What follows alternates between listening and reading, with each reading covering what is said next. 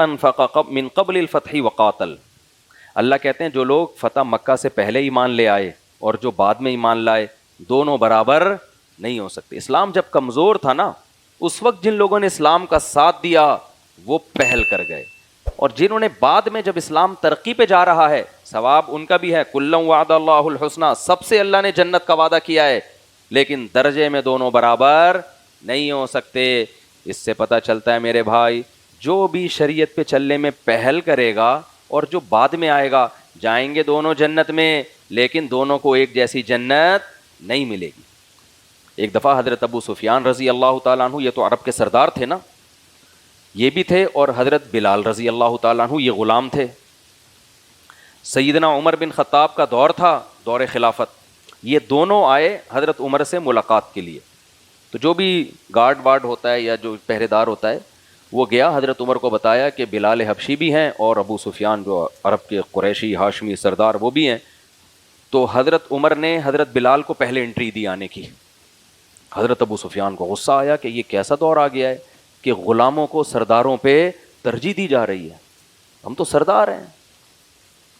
تو ایک اور صحابی تھے, ان کا نام میرے ذہن میں نہیں, انہوں نے حضرت ابو سفیان سے کہا کہ اے ابو سفیان, جب اسلام کمزور تھا تو بلال نے پہل کی تھی, ہم لوگ مخالفت کر رہے تھے, ان کو گرم لیتوں پہ لٹایا جاتا, ان کے سینے پہ پتھر رکھے جاتے, یہ پھر بھی عہد عہد کا نعرہ لگاتے, اور یہ کمزور تھے اور ہم ان کی مخالفت میں لگے ہوئے تھے.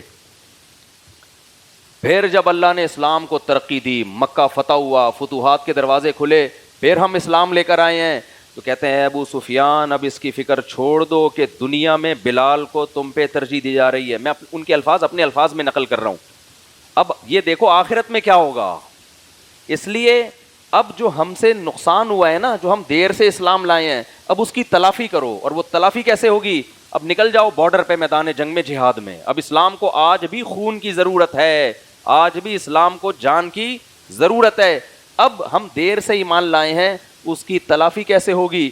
اب ہمارا ٹائم مدینہ شہر میں نہیں بلکہ کہاں گزرے گا؟ بارڈر پہ گزرے گا. تبھی حضرت ابو سفیان رضی اللہ تعالیٰ عنہ کی زندگی کا زیادہ حصہ اس کے بعد کہاں گزرا؟ جنگ میں. حضرت ابو سفیان میں معاذ اللہ اگر منافقت ہوتی تو یہ سن کو غصہ ہو جاتے نا کہ جاؤ مجھے آ رہے ہو نصیحتیں کرنے کے لیے, میں سردار ہوں, مجھے پہل دی جائے, حضرت عمر سے لڑ پڑتے. لیکن انہوں نے سوچا کہ بھائی واقعی یہ بات کیا کر رہے ہیں, اس کا مطلب اب بھی تلافی ہو سکتی ہے, لیکن کیسے؟ اب آپ کو زیادہ قربانی دینی پڑے گی. تبھی حضرت ابو سفیان پھر جب رومیوں سے لڑائی تھی نا, بہت سخت لڑائی تھی, اپنی زوجہ حضرت ہندہ کو بھی لے کے گئے میدان جنگ میں. کیوں لے کر گئے؟ خالد ابن ولید بھی لے کر گئے. کیوں؟ کہ بھائی اتنی سخت لڑائی ہے کہ ہمارے قدم اکھڑنے کا پورا پورا اندیشہ ہے. بہت سخت لڑائی تھی نا, دشمن تو اس زمانے اکثر طاقتور ہی ہوتے تھے. تو کیا ان لوگوں نے اسٹریٹجی کیا اختیار کی ہے کہ صحابہ اپنی بیویوں کو بھی لے گئے کہ اگر ہم پیچھے بھاگنے لگے نا تو یہ ہم پہ طنز کر کے اشعار پڑھ کے ہمیں غیرت دلائیں گی, آر دلائیں گی. عورت جب بزدلی کے تانے دیتی ہے نا تو آدمی کیا ہوتا ہے؟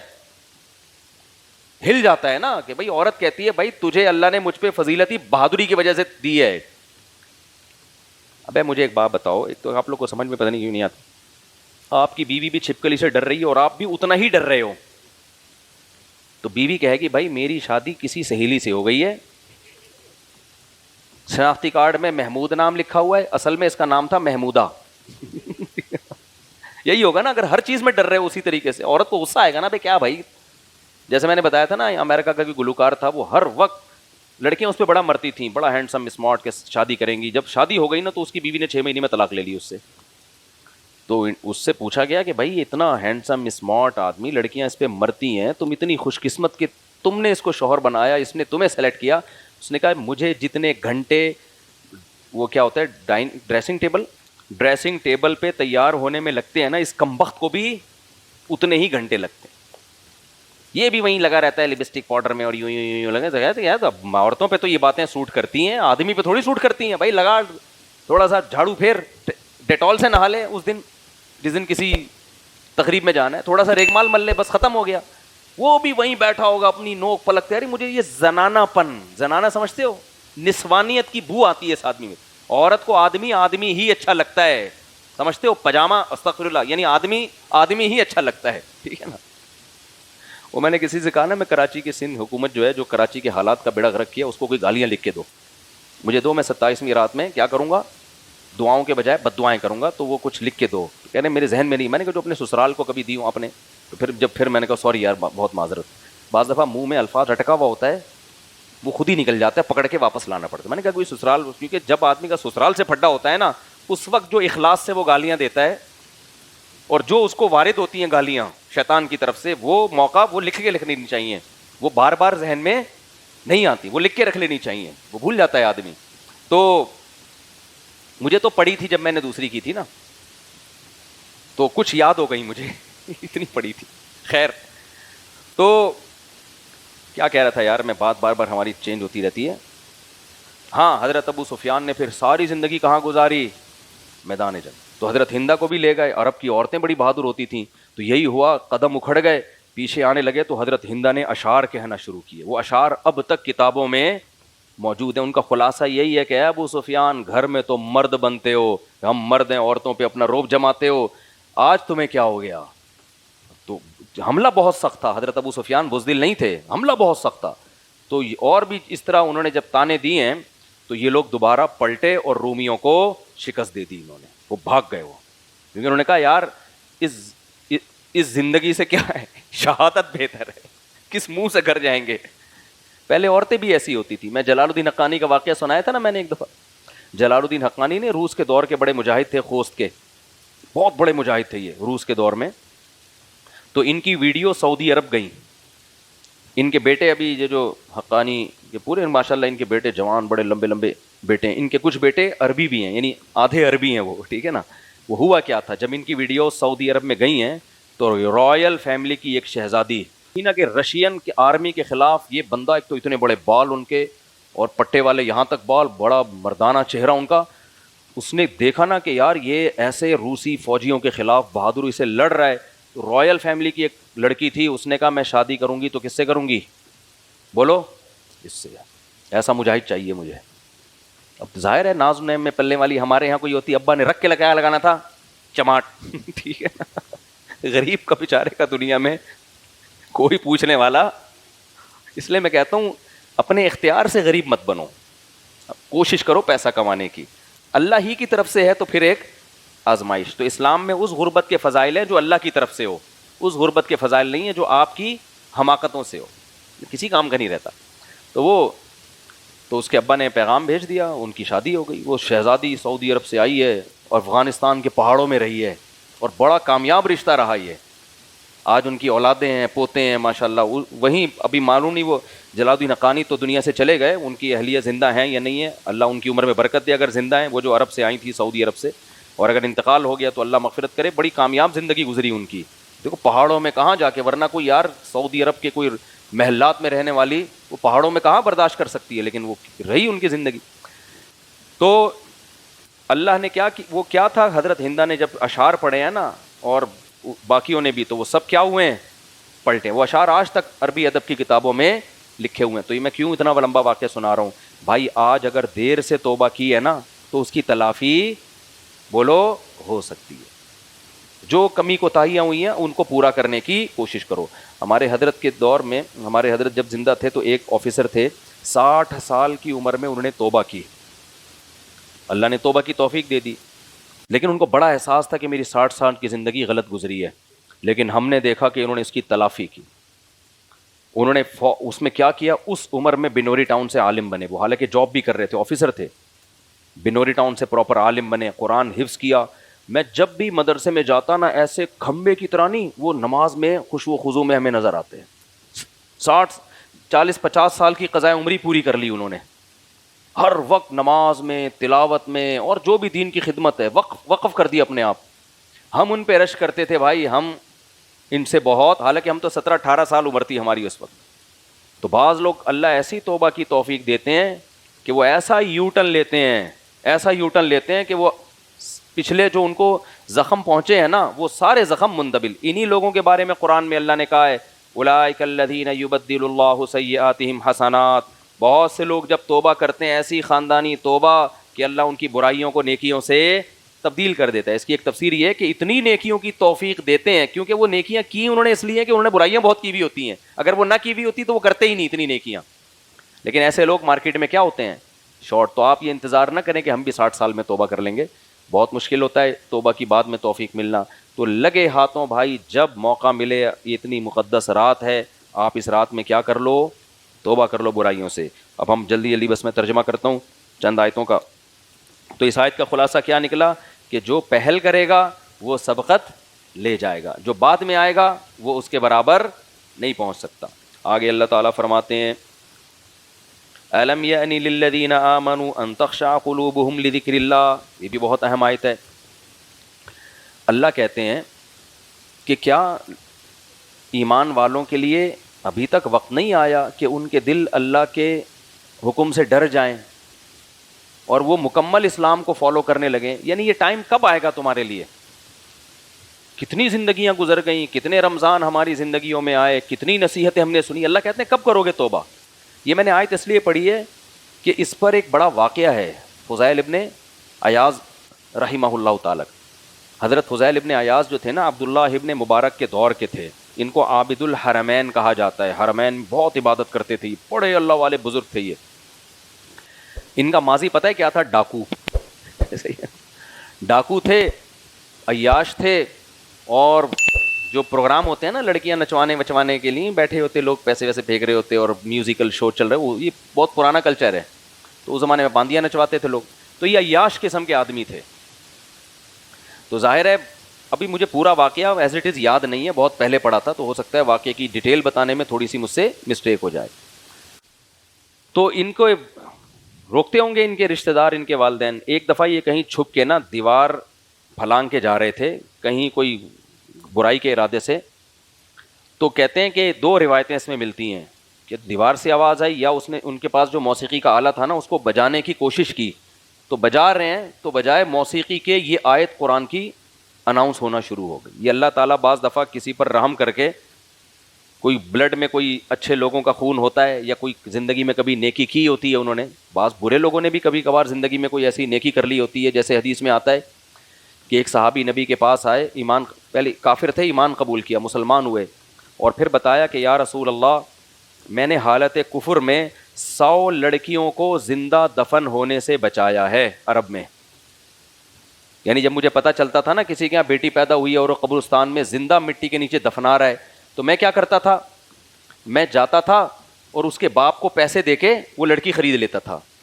میں کہتا تھا بھائی تو یہ چاہتا ہے نا یہ تیری نظروں سے دور ہو جائے تو قتل مت کر, میرے حوالے کر دے, میں اس کو تیری نظروں سے کبھی بھی تجھے دیکھنا نہیں ملے گا. یہ تو مالدار تھے, تو 100 لڑکیوں کو زندہ دفن ہونے سے بچایا ہے پیسے دے کے, لیکن حالت کفر میں.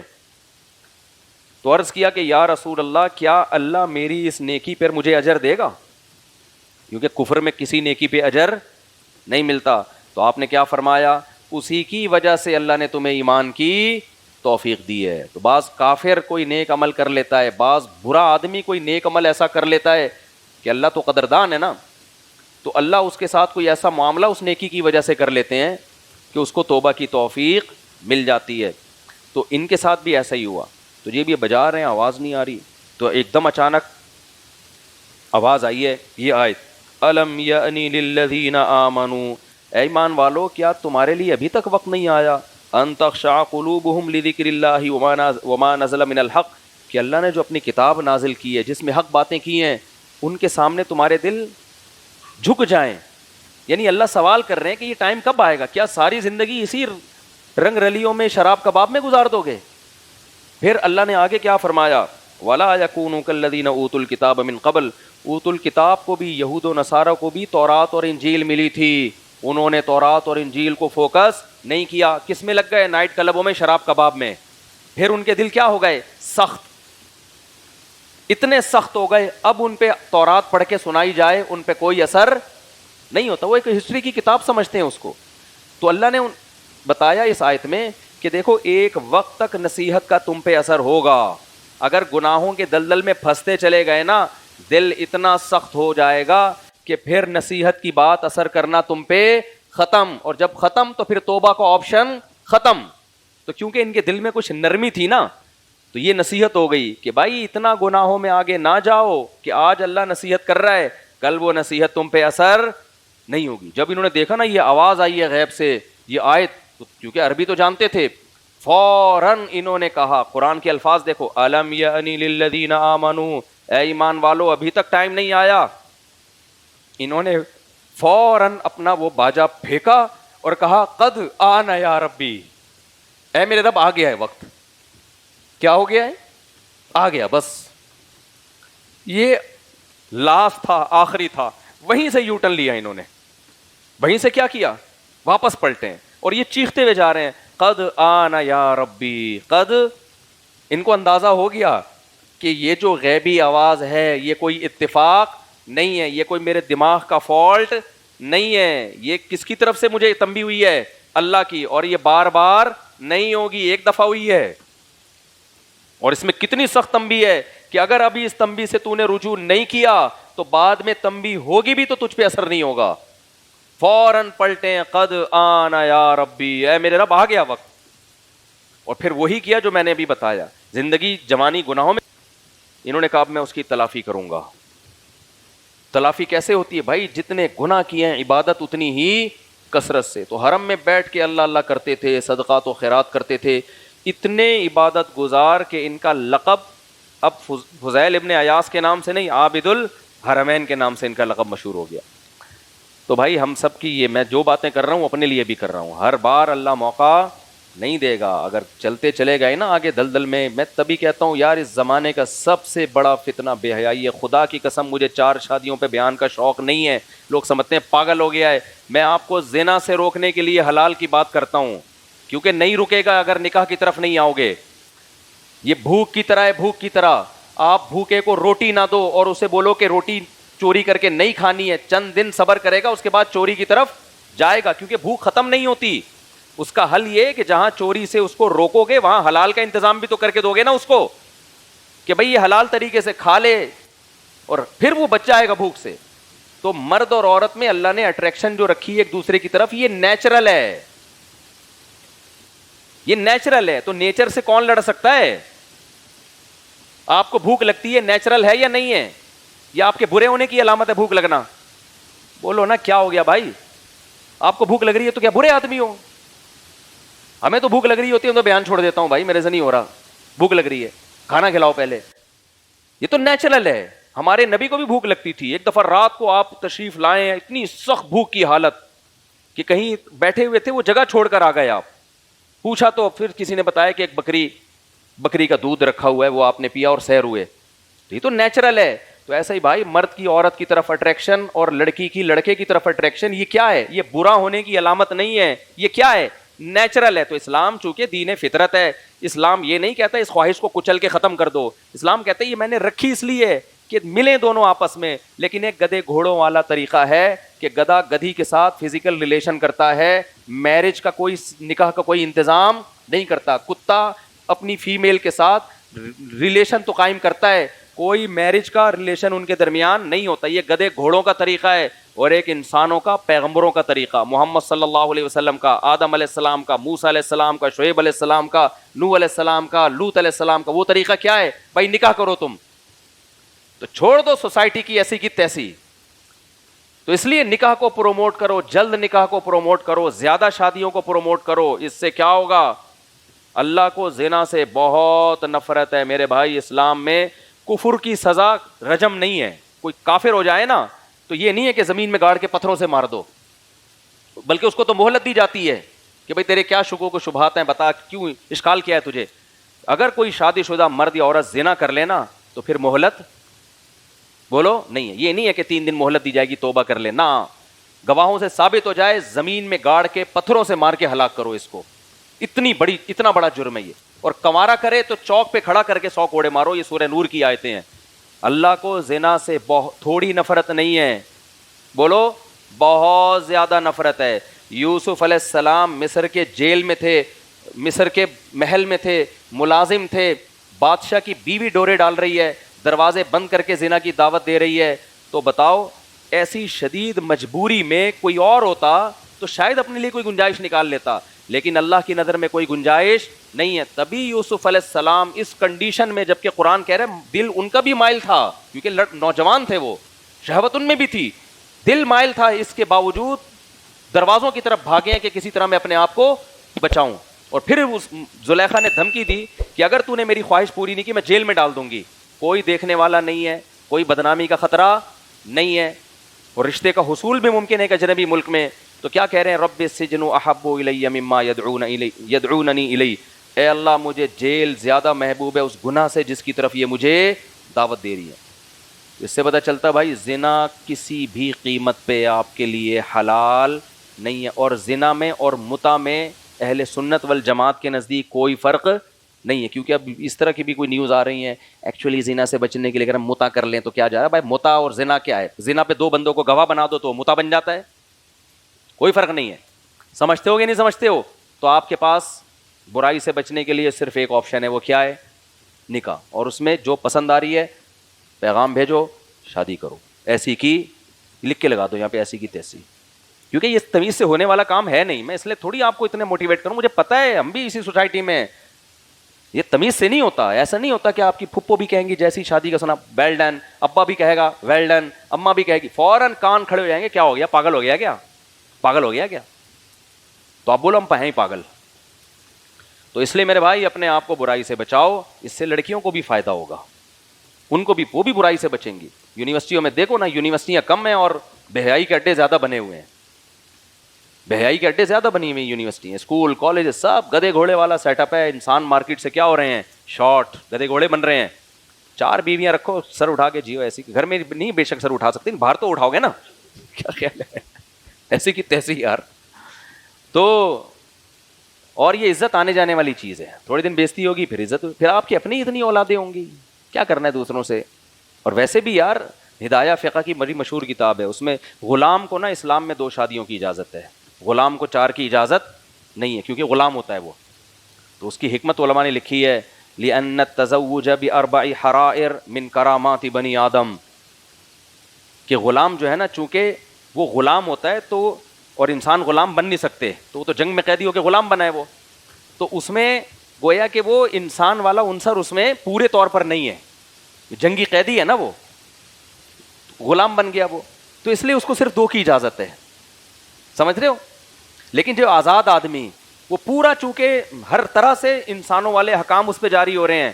تو صاحب ہدایہ لکھتے ہیں, جو فقہ حنفی کے بہت بڑے امام گزرے ہیں, کہتے ہیں کہ اللہ نے جو مرد کو 4 کی اجازت دی ہے نا, یہ بنی آدم کو اللہ نے عزت دی ہے, یہ سوسائٹی میں بےزتی کرانے کے لیے یہ حکم نہیں دیا کہ لوگ کہیں بھائی 2 لے کے گھوم رہے, 3 لے کے, سب بےزتیاں کریں, نہ نہ نہ.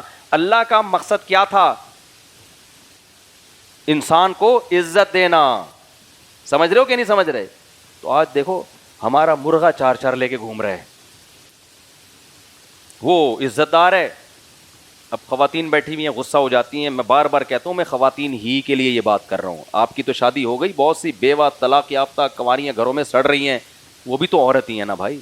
تو اس لیے زنا نہ کرو, 4 شادیاں بھائی آپ کی مرضی ہے, لیکن زنا کے قریب بولو مت پھٹکو. زنا سے اللہ کو بہت زیادہ نفرت ہے, اور زنا سے بھی, اور جو چیز زنا کے قریب لے کے جاتی, شراب کباب آپ کو کہاں لے کے جاتے ہیں, بولو زنا کی طرف. اور لڑکیوں سے دوستیاں, جو جتنے نمبر ہیں نا, آج مقدس رات ہے, ڈیلیٹ کر دو سارے نمبر, صرف 4 رکھو. یعنی آپشن کے لیے ان کو بولو بھائی میں شادی کرنا چاہتا ہوں, اگر ایگری ہو تو بس زیادہ لمبا نہیں چلانا اس کو, ٹھیک ہے میں آ رہا ہوں پیغام لے کے. ایگری نہیں ہو, مجھے 2 سے 3 دن کے اندر جواب چاہیے. وہ لڑکیاں بھی گھسیٹتی ہیں, چسکے لیتی ہیں, ٹھیک ہے ابھی ہم غور کرتے ہیں, پہلے انڈرسٹینڈنگ تو ہونے دو. ملیشیا میں کیا ہوتا ہے, 10 سال انڈرسٹینڈنگ ہوتی ہے, اس کے بعد شادی کے اگلے دن طلاق ہو جاتی ہے. گورے بھی ایسے ہی کرتے ہیں, 50 سال میں بچے ان کے شادی ہو چکے, بچے پہلے ہوتے ہیں, بچے ابا اماں کی شادی میں تمبو لگا رہے ہوتے ہیں, اور اگلے دن پھر طلاق ہو جاتی ہے ان میں. یہ بکواس ہے بھائی. شادی سے پہلے کی زندگی میں اور بعد میں زمین اور آسمان کا فرق ہے. اکثر یہ جو سیٹنگوں کی شادیاں ہیں نا, جن میں نہیں کہہ رہا محبت کی شادی مت کرو, محبت کی شادی اور سیٹنگوں کی شادیوں میں فرق ہے. جہاں اٹریکشن ہے وہی کرو, لیکن جب دوستی ہو گئی نا جہاں پہ, اب غالب یہ ہے کہ وہاں شادی کامیاب نہیں ہوگی آپ کی. دوستی لگانی نا اپنے لڑکی سے, گھنٹوں گھنٹوں لگے رہتے ہو فون پہ, اب خطرہ ہے کہ شادی کے بعد یہ پروگرام کیا ہو جائے گا آپ کا, اڑ جائے گا. تو دوستیوں کے بعد نکاح اکثر ناکام ہوتا ہے. ہاں محبت والا نکاح تو کرنا چاہیے, وہ تو ہے کہ جہاں محبت ہو وہی نکاح کرو. تو دونوں میں بڑا فرق ہے. تو 4 نمبر رکھ لو اور ان کو چاروں کو پیغام بھیج دو. اب آپ سلیکٹ کر لو ان میں کون سی والی ہے, استخارہ بھی کر لو. تو اس کے بعد پھر بولو بھائی میں نے بیان سنا ہے اور مفتی صاحب کا بیان میں نے سنا ہے, لیکن مفتی صاحب کی بات نہیں, یہ بات کس کی ہے؟ اللہ کی بات ہے. مفتی صاحب کیا بھائی, مفتی صاحب تو انڈا موڑے میں رہنے والا ایک عام سا انسان ہے, لیکن بات اس نے قرآن کی ہے, اللہ کی ہے, جس اللہ نے ہمیں کھلایا پلایا. تو اس سلسلے میں آپ کے ہاں پیغام بھیجنا چاہتا ہوں. تو مجھے ہاں یا نہ میں 3 دن کے اندر جواب چاہیے. کیا چاہیے 3 دن کے اندر؟ جب ہاں یا نہ, دائیں بائیں جانے کی ضرورت نہیں. کوئی اور میرے بارے میں پوچھنا ہے, تنخواہ سے متعلق پوچھنا ہے, تو ڈولے وولے تو تم نے فیس بک پہ تصویروں میں دیکھ لیے ہوں گے. آج کل تو کوئی تمیز سے تصویر ہی نہیں رکھتا فیس بک پہ. اسٹائل دیکھو کوئی یوں کر کے کھنچوائی بھی ہوگی. میں جب کسی سے مانگتا ہوں نا, کوئی جاننے والا کوئی رشتہ وشتے کا کہ یار اپنی تصویر پہ, وہ ٹیڑھی میری تصویریں بھیج رہا ہوتا ہے. اسٹائلش تھے سب بھائی. میں تو رشتے کراتا نہیں ہوں, لیکن بہت ہی کوئی قریبی ہو, بھائی تو تمیز سے کھڑا ہو جا, سیدھا بھیج دے تصویریں. وہ بھیجے گا ساحل سمندر کی, یوں کر کے گھوم رہا ہے نا, آدھا یہاں ہے آدھا. وہی ابتدائی عشق میں دل ہوا یوں خراب آدھا, کہ جیسے سیخ پہ چڑھتے ہی جل جائے کباب آدھا. شاعر کہتا ہے لگتا ہے میرے محبوب کی ایک آنکھ غائب ہے, کہ اس نے جب بھی پلٹا ہے تو پلٹا ہے نقاب آدھا. جیسے محبوب, عورتیں بھی اسی طرح کر رہی ہوتی ہیں نا, سائڈ پوز ہو رہا ہے, اور یہ مرد بھی ایسے ہی کر رہے ہیں. بھائی پورا اپنے آپ کو منہ دکھا دے تو سامنے سے کیسا ہے. تو نہیں اسٹائل.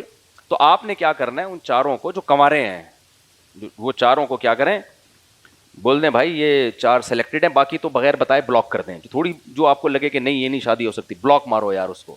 اور 4 جو ہیں ان میں سے آپ ان کو پیغام بھیج دیں اور بول دیں کہ بھائی 3 دن کے اندر مجھے ہاں یا نہ میں جواب چاہیے. ٹھیک ہے نا.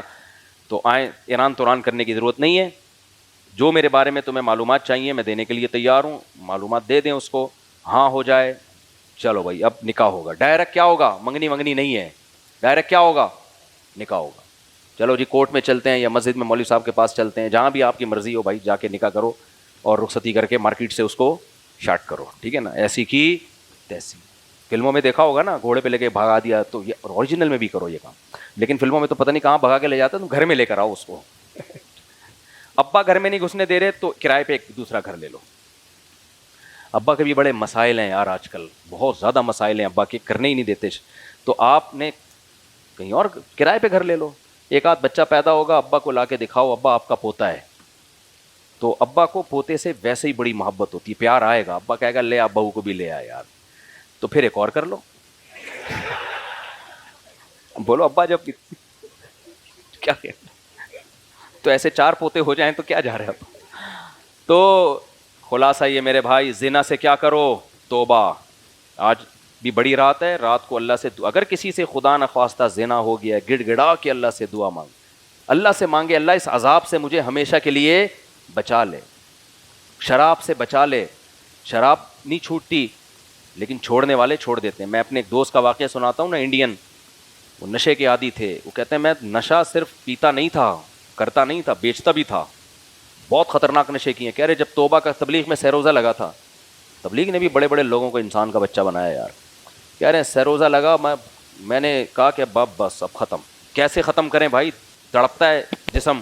کہتے ہیں میں نے اپنے آپ کو گھر کے اندر 6 مہینے کے لیے بند کر دیا. ماں سے کہا مجھے یہیں کھانا مل جائے, ماں میں 6 مہینے سے پہلے اس کمرے سے باہر نہیں, چیخوں گا, دیواروں سے سر ماروں گا, کمرے سے باہر نہیں نکلوں گا, میں مروں گا یہیں مروں گا. میں کھانا پینا مجھے یہاں مل جائے, تھوڑا دھوپ روشنی کا انتظام تھا کمرے میں. جمعہ بھی نہیں پڑھنے جاؤں گا. کہہ رہے ہیں کیوں, مجھے جمعہ پڑھنے جاتا نا میں اگر, تو میرے وہ چھٹے والے دوست مل جاتے مجھے وہاں پہ. پھر ان کو دیکھ کے خیال آتا ہے کہ جمعے کے بعد ایک اگر ہو جائے تو کیا چلتا. تو میرا خیال ہے اللہ اس کو معاف کر دے گا, جمعے چھوڑنے کا گناہ نہیں دے گا, کیونکہ وہ بڑے عذاب سے بچنے کے لیے یہ کر رہا ہے کہ اس کو پتہ ہے جمعہ پڑھوں گا تو پھر چھٹے پہ, تو ایسے جمعے کا کیا فائدہ. تو کہہ رہے میں نے بس شرعی مسئلہ مجھے نہیں معلوم تھا, لیکن میں نے کہا اللہ مجھے معذور سمجھے گا, میں نہیں پڑھوں گا جمعہ بھی نہیں. کہہ رہے گھر میں نمازیں پڑھی, اپنے آپ کو مصروف رکھا, سوتا رہا. تو 6 مہینے تو بہت ہوتے ہیں. نشہ ایسا ٹوٹا ہے, کہہ رہے صرف نشہ نہیں ختم, ایسی صحت اچھی ہو گئی ماشاءاللہ, نشہ بھی ٹوٹ گیا. اور کہہ رہے مجھ میں قوت ارادی اتنی مضبوط ہو گئی ہے, قوت ارادی. لوگ کہتے ہیں نا میں یہ کام کرنا چاہتا ہوں, ہوتا نہیں ہے. کہہ رہے میں جو کرنا چاہتا ہوں الحمدللہ کر لیتا ہوں. یہ ایک بہت بڑی کوالٹی, قوت ارادی مضبوط ہو جاتی ہے انسان. تو اس لیے بھائی جو نشہ کر رہے ہیں, پینے پلانے کا معمول ہے, چھوڑ دیں. سمجھتے ہو کہ نہیں سمجھتے؟ آئس لے رہے ہیں، پتہ نہیں کیا کیا کر رہے ہو. تو توبہ کی رات ہے، اس میں اللہ سے ان گناہوں کی توبہ. اور سندھ حکومت کے لیے خصوصی بد دعائیں، جن کی وجہ سے یہ ڈاکو کیا کر رہے ہیں. سندھ حکومت میں سارے برے نہیں ہیں، جو ان حالات کے ذمہ دار ہیں اسپیسیفک وہیں پہ دعا بھیجنا ہے. سنو کل سارے ہی لیٹے ہوئے ہوں کہیں. جو ان حالات کے ذمہ دار ہیں، میں نام بھی بتا سکتا ہوں کون ہے، لیکن ہمارے شخصیت سے وہ نہیں ہے، ہمیں کیا کرنا ہے. جو متعلقہ امور کے ذمہ دار ہوتے ہیں نا، تو گو کہ اللہ جو بھی ہے، جس نام کا بھی ہے، اس کو ہدایت ہے. ہدایت کے قابل نہیں ہے، اس سے ہمیں جان چھڑا لے تو ہم. اللہ سمجھنے کی عمل کی توفیق عطا فرمائے. وما علینا الا البلاغ. جلدی بتاؤ، سوال آئے ہیں بہت سارے بھائی. ہاں، نماز پڑھتے ہوئے یا تراویح یا قرآن پڑھتے ہوئے اکثر مجھے گیس کا مسئلہ ہے. گیس کا تو پورے ملک میں مسئلہ ہے میرے بھائی. کیا خیال ہے؟ گیس ہی تو نہیں آ رہی. چولہا جلاؤ، سحری کے وقت میں گیس غائب ہو جاتی ہے، اور آپ کو گیس کا مسئلہ ہے یار. تو آپ سوئی گیس والوں سے رابطہ کریں، بولے میرے پاس کچھ اضافی گیس ہے. صحیح ہے نا. بہرحال گیس کا مسئلہ ہے تو اس کو روک کر عبادت کرنا جائز ہے، لیکن یہ کہ پیٹ اس سے خراب ہوتا ہے. انہوں نے پوچھا یہ گیس روک کے نماز پڑھ سکتا ہوں؟ کر سکتے ہیں. گیس خارج کر کے نماز پڑھنا جائز نہیں ہے. روک کے تو پڑھ سکتے ہیں، لیکن پیٹ خراب ہوتا ہے اس سے. تو اس کا حل یہ ہے کہ ہلکے ہو جائیں، پھر آرام سے پڑھ لیں، بہتر ہے. بہت سے لوگوں کو اکثر شک ہوتا ہے کہ ابے پھر دوسرا بھی گیس کا مسئلہ ہے یار. دیکھو، یہ سوال کے بجائے پڑھنے کے بجائے میں جواب دے دیتا ہوں، جواب سے سوال بھی سمجھ میں آ جائے گا. جب تک 100% یقین نہ ہو گیس نکلنے کا، اس وقت تک وضو نہیں ٹوٹتا. بعض لوگوں کو ایسے شک ہوتا ہے کہ پتہ نہیں گیس نکلی ہے، ہوا خارج ہوئی یا نہیں. نہ اتنا یقین ہو کہ قسم اٹھا کے بول سکیں کہ ہاں بھائی وضو ٹوٹا ہے. پیشاب کے قطرے کا بھی یہی ہے، شک ہوتا ہے قطرہ نکلا ہے کہ نہیں نکلا. جب اتنا یقین ہو نا قطرہ نکلنے کا کہ سامنے والا پوچھے کہ یقین ہے، آپ قسم اٹھا کے بولیں. بعض لوگ کہتے ہیں اب ہمیں یہ نہیں پتہ چلتا کہ ہم قسم اٹھا کے بول سکتے ہیں کہ نہیں بول سکتے. اس کا مطلب یقین نہیں ہے آپ کو. تو جب تک یقین نہ ہو اس وقت تک وضو نہیں ٹوٹتا. میری عمر 25 سال ہے. 10 مہینے میں شادی شوہر کے ظلم زیادتی کی وجہ سے جنوری 2024 میں خلا کا مقدمہ دائر کیا. اس مہینے فیصلہ آ جائے گا تو میں عدت کا ٹائم کیا ہوگا، اور کیا میں عدت میں جاب کر سکتی ہوں، کیونکہ میرے گھر میں صرف والدہ اور 2 بہنیں ہیں. دیکھیں، خلا میں جب کیس فائل کیا جاتا ہے نا، تو پہلے مفتیان کرام سے پوچھ لیا کریں، تاکہ وہ ایسا طریقہ آپ کو خلا کا بتائیں جو ویلڈ ہو اور وہ خلا شرعن بھی کنسیڈر کیا جا سکے. کیونکہ جج اس کا خیال نہیں کرتے، نوٹس غلط جگہ بھیج دیتے ہیں. بعض دفعہ آپ جس کو ظلم سمجھ رہی ہو وہ شریعت کی نظر میں ظلم ہوتا نہیں ہے، وہ آپ کے بیسک حقوق پورے کر رہا ہوتا ہے. تو جب بھی خلا کا کیس کوئی عورت شوہر کے ظلم کی وجہ سے فائل کرے تو پہلے رابطہ کر لیا جائے. تو علماء بتا دیتے ہیں بھائی یہ وجوہات اگر ہیں تو آپ خلا لے سکتی ہیں، نہیں ہیں تو پھر یک طرفہ خلا نہیں لے سکتی. تو یہ ہر ایک کی اپنی رائے پہ تھوڑی، تو شریعت کا حکم ہے. تو اب جب آپ نے خلا لے لیا ہے اور آپ نے کہا وہ واقعی ظلم زیادتی کرتا تھا، تو وہ خلا کے پیپر کہیں جمع کرا دیں تاکہ مفتیان کرام اس کو دیکھ لیں. دارالعلوم کرنگی ہے، بنوری ٹاؤن ہے، جامعۃ الرشید ہے، کہیں بھی جمع کرا دیں، وہاں سے فتویٰ لیں باقاعدہ کہ یہ خلا شریعت میں ہو بھی گیا ہے کہ نہیں ہوا، تاکہ وہ دیکھیں کہ جج نے اس پروسیس کو پورا کیا ہے کہ نہیں کیا. جج تو آج کل بیٹھے ہیں بس ڈگریاں پکڑانے کے لیے. تو اگر پھر وہ واقعی ہو گیا ہے تو پھر جو ہے وہ عدت جس دن جج نے فیصلہ سنایا تھا اس دن سے عدت شروع ہوگی. اور وہ 3 مینسز ہے. بعض علماء کے نزدیک 1 مینسز ہیں، دونوں طرح حدیثوں میں ہمیں ملتا ہے. تو جب ظاہر ہے دونوں طرح کے دلائل ہوں تو پھر فقہا کا اختلاف ہوتا ہے. تو امام شافعی کے نزدیک 1 حیض اور امام ابو حنیفہ کے نزدیک 3 حیض ہے. تو 3 مینسز جب گزر جائیں تو آپ جہاں چاہیں نکاح کر سکتی ہیں. عدت میں گھر سے نکلنا جائز نہیں ہے، لیکن کمانے کی مجبوری ہو تو پھر نکلنا جائز ہے. اب کمانے کی مجبوری ہونی تو نہیں چاہیے، کیونکہ عدت کا خرچہ شوہر کے ذمے ہے. عدت کا خرچہ کس کے ذمے ہے؟ شوہر کے ذمے ہے. تو لیکن اگر وہ نہیں دے رہا یا اس سے لینا مشکل ہو رہا ہے تو پھر مجبوری میں جاب کے لیے جا سکتی ہیں، لیکن دن میں جائیں. زینت اختیار نہ کریں، زیادہ کا زینت اختیار کرنا جائز ہی نہیں ہے. سادہ کپڑوں میں جائیں، اپنے جاب نمٹائی، واپس گھر میں.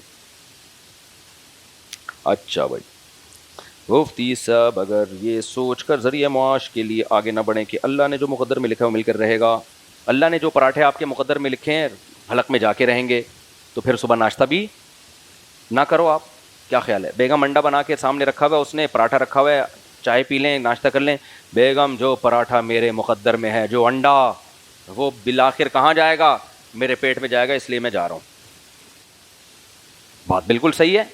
وہ پراٹھا مقدر میں ہوا تو جائے گا، لیکن جب آپ آفس پہنچو گے آپ کو بھوک لگے گی ٹائٹ والی. پھر لنچ سامنے آئے گا، کہیں گے بھائی آئیے لنچ کر لیں, آپ کہیں جو نوالا میرے مقدر میں ہے وہ میرے پیٹ میں جا کے رہے گا, میں نہیں کھا رہا, جاؤ. پھر رات کے ڈنر میں, اب پیٹ بالکل کمر سے چپکنے والا ہے, ڈنر آیا, کھا لیں بھائی, اٹھ کے یہاں سے آ جائیں, ہاتھ دھو کے دسترخوان پہ بیٹھ جائیں. جو نوالا میں نے علماء سے سنا ہے, اپنی طرف سے نہیں, بخاری کی حدیث نمبر فلاں, مسلم کی حدیث نمبر فلاں, قرآن کی آیت, جو نوالا مقدر میں ہے وہ میرے پیٹ میں جا کے رہے گا, تم کھاؤ میں یہیں بیٹھا ہوں. 3-4 دن کے بعد انا للہ و انا الیہ راجعون. اب اس کا حشر ہوگا, قبر میں جائے گا, قبر میں فرشتے آئیں گے, بے غیرت خودکشی کی ہے, چترول لگیں گے. وہ کہے گا میں نے تھوڑی کی, میں نے تو کس پہ توکل کیا, اللہ پہ. تم جو پراٹھا میرے مقدر میں ہوگا وہ جا کے رہے گا. تو فرشتے جب اس کو چترول لگائیں گے, وہ کہے گا کیوں مار رہے ہو؟ کہہ رہے ہیں جو کوڑا تیری تشریف پہ مقدر میں ہے وہ تیری تشریف پہ لگ کے بولو رہے گا, رو مت. اب جو ڈنڈا تیرے مقدر میں ہے, سمجھ رہے ہیں نا, آگے جملہ اس کو گھر جا کے کمپلیٹ کر لینا. تو بھائی مقدر میں تو واقعی ایسا ہی تھا, لیکن مقدر کا پتہ پہلے سے کیسے چل گیا؟ بات اصل میں یہ ہے, تجھے کیا پتا تھا یہ پراٹھا تیرے مقدر میں ہے یا نہیں ہے؟ تو کھا لیتا تو پتہ چل جاتا مقدر میں ہے. تو ہمیں اگر مقدر کا پہلے سے علم ہو جائے نا, تقدیر کا, پھر ہم اسباب اختیار نہ کریں. اصل مسئلہ یہ ہے کہ یہ علم اللہ نے کسی پیغمبر کو, کسی فرشتے کو بھی نہیں دیا ہے, اس لیے ہم اسباب کے مکلف ہیں. اور اللہ نے کہا ہے جس کے مقدر میں کام ہوتا ہے اس کام کے اسباب بھی اس کے مقدر میں ہوتے ہیں. تو اس لیے آپ کھاؤ گے کھانا, بیگم کہے گی نا کہ مقدر میں ہوگا تو خود ہی پراٹھا چل کے آ جائے گا, بیگم مجھے مقدر کا نہیں پتا, ادھر لے کر آ, میں کھاؤں گا, حلق میں اترے گا, اس کا مطلب میرے مقدر میں تھا. تو مقدر کی وجہ سے انسان کبھی بھی معذور نہیں ہوتا, اسباب ہمیشہ اختیار کرنے ہی ہے. مقدر تو اللہ کا علم ہے, اس کو پتا ہے, ہمیں کیا پتا اس کو ہمارے بارے میں کیا پتا ہے. ہم تو وہی کریں گے جو ہمیں اپنے بارے میں پتا ہے. سمجھتے ہو کہ نہیں سمجھتے؟ مجھے کیا ہم پاکستانی جہاد کے لیے جا سکتے ہیں؟ کوئی راستہ نہیں ہے بھائی. چند لوگ ایسے ہیں کہ دیکھیں, دو ہی کنڈیشن میں انسان کا پتہ چلتا ہے نا کہ خوشی میں کیسا ہے اور غم میں کیسا ہے. نارمل حالات میں تو سب نارمل ہی ہوتے ہیں. مسئلہ پتہ چلتا ہے جب شادی بیاہوں میں دیکھ لو نا, آپے سے باہر آ جاتے ہیں. دیکھا ہے نا آپ نے, شادی بیاہوں میں ایک دم لمٹ کو کراس, اور غموں میں بھی لمٹ کراس کرنا شروع کر دیتے ہیں لوگ. تو اللہ تعالیٰ نے الا المصلین فرمایا, کچھ لوگ ایسے ہیں جو ایسے نہیں ہیں, جن کے اندر یہ برائیاں نہیں ہیں. وہ غموں میں صبر کرتے ہیں اور خوشیوں میں شکر کرتے ہیں اللہ کا. جب کوئی خوشی ملتی ہے تو اللہ کا شکر کرتے ہیں. جیسے دولت ملی تو ان کے صدقات و خیرات اور زیادہ بڑھ جاتے ہیں. صحت ملی تو اور ان کے اندر تواضع پیدا ہو جاتی ہے. یہ کون لوگ ہیں؟ جو اللہ پر پکا ایمان رکھتے ہیں, جن کو اللہ کے وجود کا یقین ہے. ان کو یقین ہے کہ کسی نے ہمیں بنایا ہے اور وہ ہماری ایک ایک عمل پر مطلع ہے. جو کچھ اس دنیا میں ہوتا ہے اس کی مرضی سے ہوتا ہے, اس کی مرضی کے بغیر کچھ بھی نہیں ہوتا. اگر ہمیں کوئی غم آیا ہے تو یہ اس نے دیا ہے, یہ اتفاق سے نہیں ہوا. سارا مسئلہ پھڈا کھڑا ہوتا ہے جب آپ کس چیز کو بائی چانس سمجھ لیتے ہو. بائی چانس ایسا ہو گیا تو آدمی کہتا ہے یار نہ ہوتا تو کتنا زبردست تھا یار. مثال کے طور پر آپ جا رہے ہو بائک پہ, میں مثالیں بھی وہی دیتا ہوں جو صبح شام خود بھگت رہے ہوتے ہیں. میں مثالیں وہی دیتا ہوں جو صبح شام خود بھگت رہے ہوتے ہیں. آپ بائک پہ جا رہے ہو, کراچی میں ٹینکر ہے, پانی کے ٹینکر ہے نا, ٹینکر مافیا تو ایک بڑا مافیا ہے, آپ کو پتہ ہے. ٹینکر ہے یا کنٹینر ہے. اب کیا ہوا کہ آپ بائک پہ, کئی بائکیں نکل گئیں کنٹینر کے لیفٹ سائڈ سے نا. آپ کا جب نمبر آیا تو اتفاق سے کنٹینر کا جو ٹائر ہے نا وہ کھڈے میں آ گیا اور وہ کنٹینر الٹ گیا آپ کے اوپر. یہ بہت واقعات ہوتے ہیں. باپ بولو گے یار 20 لوگ بائکوں والے نکل گئے یہاں سے, ہے بھائی میری ہی قسمت تھی کہ یہ کھڈے میں آنا ہے ٹائر اور یہ میرے اوپر ہی گرنا ہے. ہوتا ہے نا واقعات, کوئی پتھر ٹوٹ کے گرا, لینڈ سلائڈنگ ہوتی ہے نا پہاڑوں میں, پتھر لڑکتا لڑکتا لڑکتا لڑکتا آ رہا ہوتا ہے, 20 لوگ نکل گئے, آپ کی قسمت دھڑام سے آپ کی گاڑی کو اڑا دیا.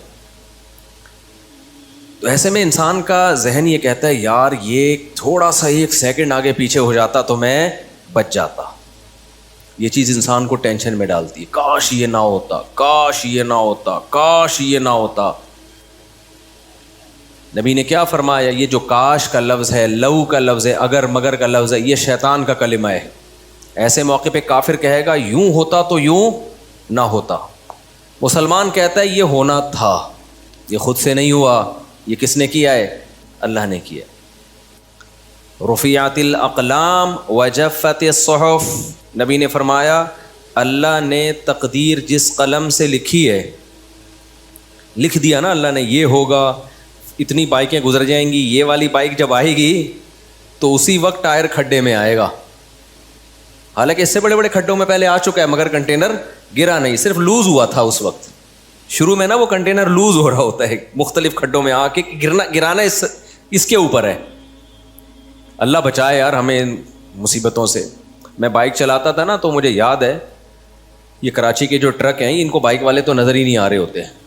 تو کنٹینر کا ٹرک بیٹھا ہوا تھا, ٹرک والا بیٹھا ہوا تھا اوپر, بہت اوپر, جیسے عرش معلیٰ پہ بیٹھا ہوا ہے وہ. میری چھوٹی سی بائک تھی. اب میں جب سائڈ سے نکالنے لگا تو وہ اس نے ٹرن مار دیا. مجھے پتا تھا کہ میں اب گروں گا اور یہ ٹائر میرے اوپر آئے گا. میں نے زور سے چیخ ماری کیونکہ اس کو وہ گلاسز میں بھی میں نظر نہیں آ رہا تھا. سائڈ گلاسز جو ہوتے ہیں نا وہ بائک والے تو اتنے نیچے ہوتے ہیں, یہ گلاسز میں ان کو قریب والا بائک والا نظر نہیں آتا. میں نے زور سے چیخ ماری تو وہ ڈرائیور جھانک کے اس نے مجھے دیکھا اور زور سے کہکا لگا کے ہنسا. اس نے کہا بچ گیا, یعنی اس کو یہ تھا کہ یار یہ بیچارہ بھی گیا تھا مولانا صاحب.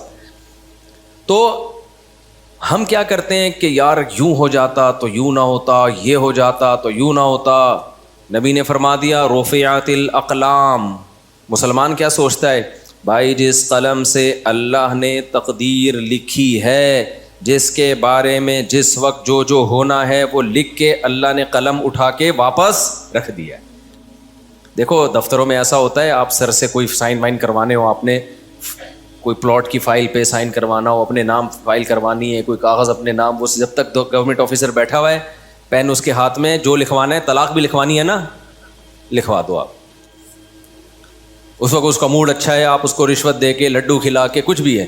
جب سر نے پین رکھ دیا نا دراز میں اور اٹھ کے جانے لگے, اس وقت پھر معاملہ کیا ہو گیا, کھٹائی میں. اب پتہ نہیں کل آئے گئے سر, آئیں گے کل آفس بند نہ ہو جائے, ہڑتال نہ ہو جائے, موڈ سر کا اچھا ہو یا نہ ہو. تو اس سے پہلے جب تک کاتب کے ہاتھ میں قلم ہوتا ہے بہت کچھ چینج کروایا جا سکتا ہے. اسٹیمپ پیپر پہ آپ کوئی تحریر لکھوا رہے ہو تو وہ کہتا ہے بھائی دیکھو فائنل ہے یا نہیں ہے, فائنل ہونے کے بعد اس میں تبدیلی نہیں ہوگی. تو نبی صلی اللہ علیہ وسلم نے بھی ہمیں یوں ہی سمجھایا ہے, فرمایا کہ اللہ تعالیٰ نے قلم سے لکھوایا. ہمیں نہ سمجھانے کے لیے مختلف طریقے استعمال کیے گئے ہیں تاکہ ہمیں یہ سمجھ میں آ جائے کہ جو ہوگا نا قیامت تک وہ پہلے سے لکھ دیا گیا ہے, اس میں ذرہ برابر بھی اب تبدیلی ممکن نہیں ہے. اس لیے اس میں اگر مگر کرنا, یوں کر لیتا, یوں ہو جاتا, یوں کر لیتا. اب یہ گیا بھائی, اب یہ پاگل پنے والی باتیں ہیں, سب کچھ ہو چکا ہے. تو یہ سمجھانے کے لیے ہمارے نبی نے فرمایا ہمیں کہ سب سے پہلی جو چیز اللہ نے پیدا کی وہ کیا, قلم پیدا کیا. دیکھو کسی بھی ملک میں سب سے پہلے کس کو فوکس کیا جاتا ہے, اس کا آئین, کہ ایک کنٹری کن اصولوں پہ چلے گا. جیسے کوئی نیا ملک بنتا ہے, جتنے بھی اسمبلی کے ممبران ہیں بیٹھ کے سب سے پہلے کیا کرتے ہیں, آئین لکھو بھائی. یہ نہیں لکھا, ریٹن فارم میں نہیں آیا, زبانی نہیں ہوتا وہ. زبانی تو ہو سکتا ہے یہ کچھ آج ہم نے کسی بات پہ اتفاق کیا, کل کوئی مکر جائے, تو ریٹن میں لے کر آؤ, لکھو اس کو. تو اللہ میاں نے بھی جب اس کائنات کو بنایا, زمین بنی, آسمان بنے, انسانوں کی جو بھی اللہ نے ارادہ کیا, تو اللہ نے سب سے پہلے اس لکھا کہ کیا ہو. بلکہ کائنات کو بنانے سے پہلے کائنات بھی اسی لکھے ہوئے کے نتیجے میں بنی ہے کہ میں ایسے اس نظام کائنات کو بناؤں گا. تو قلم. اور کمال کی بات ہے, جیسے پاکستان کا آئین ہے نا, کہ سب سے پہلی شک کیا ہے, حاکم اعلیٰ کون ہے, اللہ. پاکستان کا آئین کیا کہتا ہے, حاکم اعلیٰ کون ہے, اللہ. پہلی شک یہی ہے, یہ بتانے کے لیے کہ آگے جو کچھ ہوگا نا اس کو سامنے رکھ کے قانون سازی ہوگی. یہ بڑی جاندار بات ہے پاکستان کے آئین میں. اسی وجہ سے ہم کہتے ہیں پاکستان ایک اسلامی ملک ہے, کیونکہ آئین بہت جاندار ہے. آگے امپلیمنٹ نہیں ہے اس کا, وہ نہیں ہے. تو اس کا طریقہ یہ نہیں ہے کہ آئین کے خلاف آپ آواز اٹھاؤ. اس کا طریقہ یہ ہے کہ آپ بولو بھائی آئین کے مطابق یہ قانون غلط ہے, اس میں آپ کی بات بھی سنی جائے گی, اس میں تبدیلی بھی ہو سکتی ہے. جیسے عدالتی خلا, وہ قرآن و سنت کے خلاف ہے جو آج کل عدالتی خلا چل رہا ہے. تو اس میں آپ یہ نہیں کہ پاکستان غیر اسلامی ملک ہے, آپ بولے پاکستان اسلامی ملک ہے. تو جب اسلامی ملک ہے تو اس میں عدالتی خلا غلط کیوں بنا ہوا ہے؟ لوگ بے وقوفی پتہ ہے کیا کر رہے ہیں مذہبی اسکالر ٹی وی میں آ کے کہہ رہے ہیں یہ طاغوتی نظام یہاں پہ نافذ ہے, یہاں پہ غیر اسلامی نظام نافذ ہے. بھائی صاحب اس سے تو آپ فیور کر رہے ہو ان قوتوں کو جو چاہتی ہیں کہ اسلام نہ آئے. آپ نے تو کہہ دیا کہ غیر اسلامی ہے, وہ کہیں گے ہم تو کہہ رہے ہیں غیر اسلامی ہے, تو پھر تم مولوی لوگ جو ٹوپیاں پہنی ہوئے یہاں سے کیا کرو, نکلو. یہ بالکل ایسا ہی ہے جیسے قائد اعظم کو لوگ سیکولر ثابت کرنے کی کوشش کرتے ہیں, وہ تو سیکولر تھے. تو اس سے مقصد کیا ہوتا ہے؟ یہ بتانا کہ بانی پاکستان سیکولر تھے, لہذا یہ اسٹیٹ بھی کیا ہے, سیکولر ہے. اسی وجہ سے علماء کہتے ہیں نہیں بھائی وہ سیکولر نہیں تھے, ان کا نظریہ تھا دو قومی نظریہ اور پھر اسلام کے نام پہ ملک. یہ تو انہوں نے آواز اٹھائی تھی. اگر وہ سیکولر ہوتے تو اسلام کے نام پہ کنٹری کیوں بناتے؟ وہ جو بین الاقوامی عدالت میں مقدمہ چلا ہے, وہ مقدمہ یہ چلا ہے مسلمانوں کو ایک الگ کنٹری چاہیے جہاں وہ اسلامی تعلیمات کے مطابق فیصلہ کریں. تو کوئی سیکولر آدمی اس طرح کا مطالبہ کر سکتا ہے؟ اس مطالبے سے پتہ چلتا ہے. تو کچھ نعرے بڑے زہریلے ہوتے ہیں, دیکھنے میں کیا لگ رہے ہوتے ہیں, بڑے اٹریکٹیو. تو جو لوگ یہ کہتے ہیں نا پاکستان سیکولر اسٹیٹ ہے, وہ پسے پردہ بیڑا غرق کر رہے ہیں مذہب کا. کہنے میں تو وہ بڑے اچھے لگتے ہیں, یار دیکھو یہ سیکولر, یہ اس کا مطلب یہ سیکولر مان لیں پھر ہم اسلام کے لیے اس میں کوشش کریں گے. نہ نہ نہ, آپ نے سیکولر مان لیا تو اب اسلام کے لیے اس میں کوشش نہیں ہو سکتی. جیسے ہندوستان ایک سیکولر اسٹیٹ ہے نا, تو اگر مسلمان مان لیں کہ انڈیا سیکولر اسٹیٹ ہے تو پھر اسلامی نظام کی بات کر سکیں گے وہاں پہ؟ نہیں کر سکیں, کوئی بھی نہیں سنے گا. تو اس لیے خوب اپنا کانسیپٹ کو کلیئر کرو. جب بھی کوئی کہتا ہے پاکستان ایک غیر اسلامی ملک ہے, یہ غلط. اس میں کچھ مخلص لوگ بھی ہیں لیکن ان کو پتہ نہیں کہ ہمارے اس ورڈنگ کا نتیجہ کیا نکلے گا, وہ بے وقوفی والی بات کر رہے ہوتے ہیں. تو یہ اپنا کانسیپٹ کلیئر رکھیں, پاکستان اسلامی ہے, اسلامی تھا اور اسلامی رہے گا. کسی کا باپ بھی اس کو سیکولر اسٹیٹ انشاءاللہ نہیں بنا, ہم بننے بھی نہیں دیں گے. تو آئین ہمارا 100% اسلامی ہے. ہاں یہ بات ضرور ہے کہ گورنمنٹ کو جب گڑبڑ کرنی ہوتی ہے, غیر اسلامی لا پاس کرنا ہوتا ہے, تو لیبل کس کا لگا دیا جاتا ہے؟ اسلام کا. لیبل اسلام کا لگا دیا جاتا ہے. تو اس پہ اسمبلی میں آواز اٹھائی جا سکتی ہے, اس پہ وفاقی شرعی عدالت میں آواز اٹھائی جا سکتی ہے. وفاقی شرعی عدالت بنی ہوئی ہے, آپ اس میں کیس کریں کہ یہ قانون غیر اسلامی ہے, جس پہ لیبل کس کا لگ گیا ہے؟ اسلام کا. تو لا قانون آپ کا ساتھ دے گا اس میں, سمجھتے ہو؟ آپ قرآن و سنت سے ثابت کر دو دلائل کی دنیا میں. حضرت مفتی تقی عثمانی صاحب جب تک وفاقی شرعی عدالت کے جج تھے, درجنوں قوانین جو غیر اسلامی تھے ان کو اسلامی بنا دیا گیا تھا. کسی سیکولر اسٹیٹ میں ایسا ممکن نہیں. آپ امریکہ میں کیس کر کے دیکھو, کوئی شرعی عدالت ہی نہیں ہے وہاں پہ.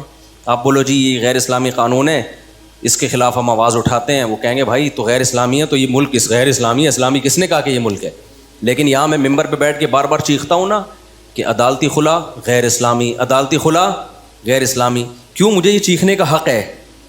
تو اسلامی ملک میں تو میں چیخ سکتا ہوں, غیر اسلامی کنٹری میں میں اس طرح آواز نہیں اٹھا سکتا. تو اسلامی ہے تبھی تو آواز اٹھا رہا ہوں. نہیں آئی میرا خیال ہے بات. دیکھو ایک مسلمان نماز نہیں پڑھتا, آپ اس کو بولتے ہو ابے تو کلمہ گو ہے, نماز کیوں نہیں پڑھتا؟ چیخ رہے ہو, چلا رہے ہو, اس کا مطلب آپ اس کو مسلمان مان رہے ہو. ہاں مسلمانوں والی ایک کام نہیں کر رہا یہ, تو مسلمان مان رہے ہو. اب وہ نماز نہیں پڑھ رہا اور آپ کہہ رہے ہو نماز پڑھو نماز پڑھو.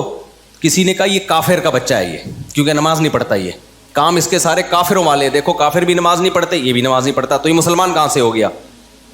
تو ہم اس سے اس کو فیور دے رہے ہیں. اس کا مطلب اب ہم اس کو نماز کا کہہ ہی نہیں سکتے. اسی طرح پاکستان میں بہت سارے کام غیر اسلامی ہیں لیکن کنٹری کیا ہے؟ اسلامی ہے. تو ان غیر اسلامی کاموں کے خلاف آواز اٹھائی جائے گی, اور آواز اسی بیس پہ اٹھائی جائے گی کہ ہم اس ملک کو اسلامی مان رہے ہیں. اگر مانیں گے ہی نہیں تو پھر آواز تھوڑی اٹھائی جائے گی. مسلمان کو نماز کا کہا جائے گا, کافر کو نماز کا نہیں کہا جاتا. تو ہوتا ہی ہے کہ جو اسمبلیوں میں بیٹھے ہوئے لوگ ہیں جب اپنی مرضی کا کوئی الٹا قانون نافذ کرنا ہوتا ہے اس پہ کیا لگا دیا جاتا ہے؟ اسلام کا لیبل. تو یہ گڑبڑ ہو رہی ہے. تو اس کے لیے ضیاء الحق کے دور میں ایک بڑا خاندانی کام ہوا تھا, وفاقی شرعی عدالت بنی تھی کہ بھائی جو قانون آپ کو لگے نا غیر اسلامی, آپ اس میں کیس کرو. جب آپ کیس کرو گے, ثابت کر دو, تو وہ کالعدم ہو جائے گا. لیکن یہ کام ہو نہیں رہا ہے, اور یہ کام عوام کے دباؤ کے بغیر بھی نہیں ہوتا. بعض بہت مشکل سے چینج ہوتے ہیں قوانین, چھوٹے موٹے تو آسانی سے ہو جاتے ہیں, کچھ قوانین ایسے ہوتے ہیں ان میں بین الاقوامی دباؤ ہوتا ہے. جیسے یہ عدالتی خلا کا جو مسئلہ ہے نا, یہ بین الاقوامی دباؤ ہے حکومت پہ کہ بھئی یہ عورتوں کو طلاق کا حق دینا ہے, بھلے تمہارا خاندانی نظام تباہ ہو جائے, برباد ہو جائے, ہمیں اس سے کوئی لینا دینا نہیں ہے, بس حق دے دو. جب چاہے جو عورت کو کوئی میاں 6 بچوں کے بعد بھی اگر اس کو غفار پسند آ رہا ہے تو وہ جائے. اب یہ باہر کا دباؤ ہے. اب یہ وفاقی شرعی عدالت میں آپ چینج کروا سکتے ہیں, لیکن اس کے لیے عوام میں کا دباؤ ضروری ہے. اسمبلیوں میں بیٹھے ہوئے لوگ دیکھیں بھائی عوام اس کو سیریس لے رہی ہے, روڈوں پہ نکلے لوگ. تو یہ کام ہے دینی سیاسی جماعتوں کا. سیکولر سیاسی جماعتیں کریں گی نہیں, ان کو اس سے غرض نہیں ہے. تو یہ کس کا کام ہے؟ دینی سیاسی جماعتیں. اور وہ اس پہ بالکل آواز بولو نہیں اٹھا, کیونکہ وہ بھی ایک سیاسی جماعتیں ہیں, ان کو عوام کا فیور چاہیے. عوام اگر یہ آواز اٹھائے گی تو وہ بھی اٹھا لیں گے, عوام آواز نہیں اٹھائے گی تو وہ بھی نہیں اٹھائیں گے. تو عوام اٹھا ہی نہیں رہی ہے. تو ہم جو ممبر پہ چیخ رہے ہیں نا عوام کو بیدار کرنے کے لیے کہ تم سوشل میڈیا پہ آواز اٹھاؤ, یہ عدالتی خلا جو آج کل چل رہا ہے ہم نہیں مانتے, یہ غیر اسلامی ہے, وکیلوں کو ڈراؤ. آج بھی ایک ایڈوکیٹ آئے تھے, ان کو میں نے ڈرایا, میں نے کہا یہ عدالتی خلا جو آپ لوگوں نے دھندے لگائے, میں کہہ رہے ہیں بھائی میں تو خلا کا کیس ہی نہیں لیتا, میں کیوں اپنے کھاتے میں زنا ڈالوں. کچھ لوگ ڈر گئے. الحمدللہ پشاور سے ایک ایڈوکیٹ آئے, انہوں نے کہا کہ میں نے 10 سال سے اس کے خلاف آواز اٹھا رہا ہوں. سمجھ رہے ہیں, 10 سال سے کہہ رہے میں بھی نہیں یہ کرتا, مجھے ڈر لگتا ہے اللہ کو میں نے کیا جواب دینا. بیوی کسی اور کی ہے, جج صاحب نے پکڑا دی غفار کو. وسیم کی بیوی تھی, جج نے اٹھا کے غفار کو. ایک جج آئے تھے بہت بڑے, میں پورا ان کو مینشن نہیں کروں گا کسی کی پرسنل باتوں کو, وہ مجھ سے بہت بحث کر رہے تھے اس پہ, عدالتی خلا, عورت کو نہیں رہنا چاہتی. میں نے کہا بھائی صاحب آپ کیا بات کر رہے ہو, جج صاحب آپ اپنی بیوی کو طلاق دو, دوسروں کی بیویوں کو آپ طلاق مت دو. ایک دم نہ وہ ان کے کان کھڑے ہو گئے. یار یہ ان کو لگا کلک کیا, ان کو یہ کیا لگا ان کو, جیسے ایک مولانا صاحب تھے جو میٹھا کھانے کے اکثر مولانا لوگ شوقین ہوتے ہیں, تو بیمار تھے نا, ایسے مرنے لگے نا, بالکل جان نکل رہی تھی ان کی. کوئی آ کے کہہ رہے ہیں ان کو پیناڈول کھلاؤ, کوئی کہہ رہے ہیں ان کو ٹیکا لگاؤ, کوئی کہہ رہے ہیں ان کو یہ کرو, کوئی کہہ رہا ہے یہ کرو. ایک نے کہا دودھ جلیبی کھلاؤ, ایک دم کلک کیا ان کو,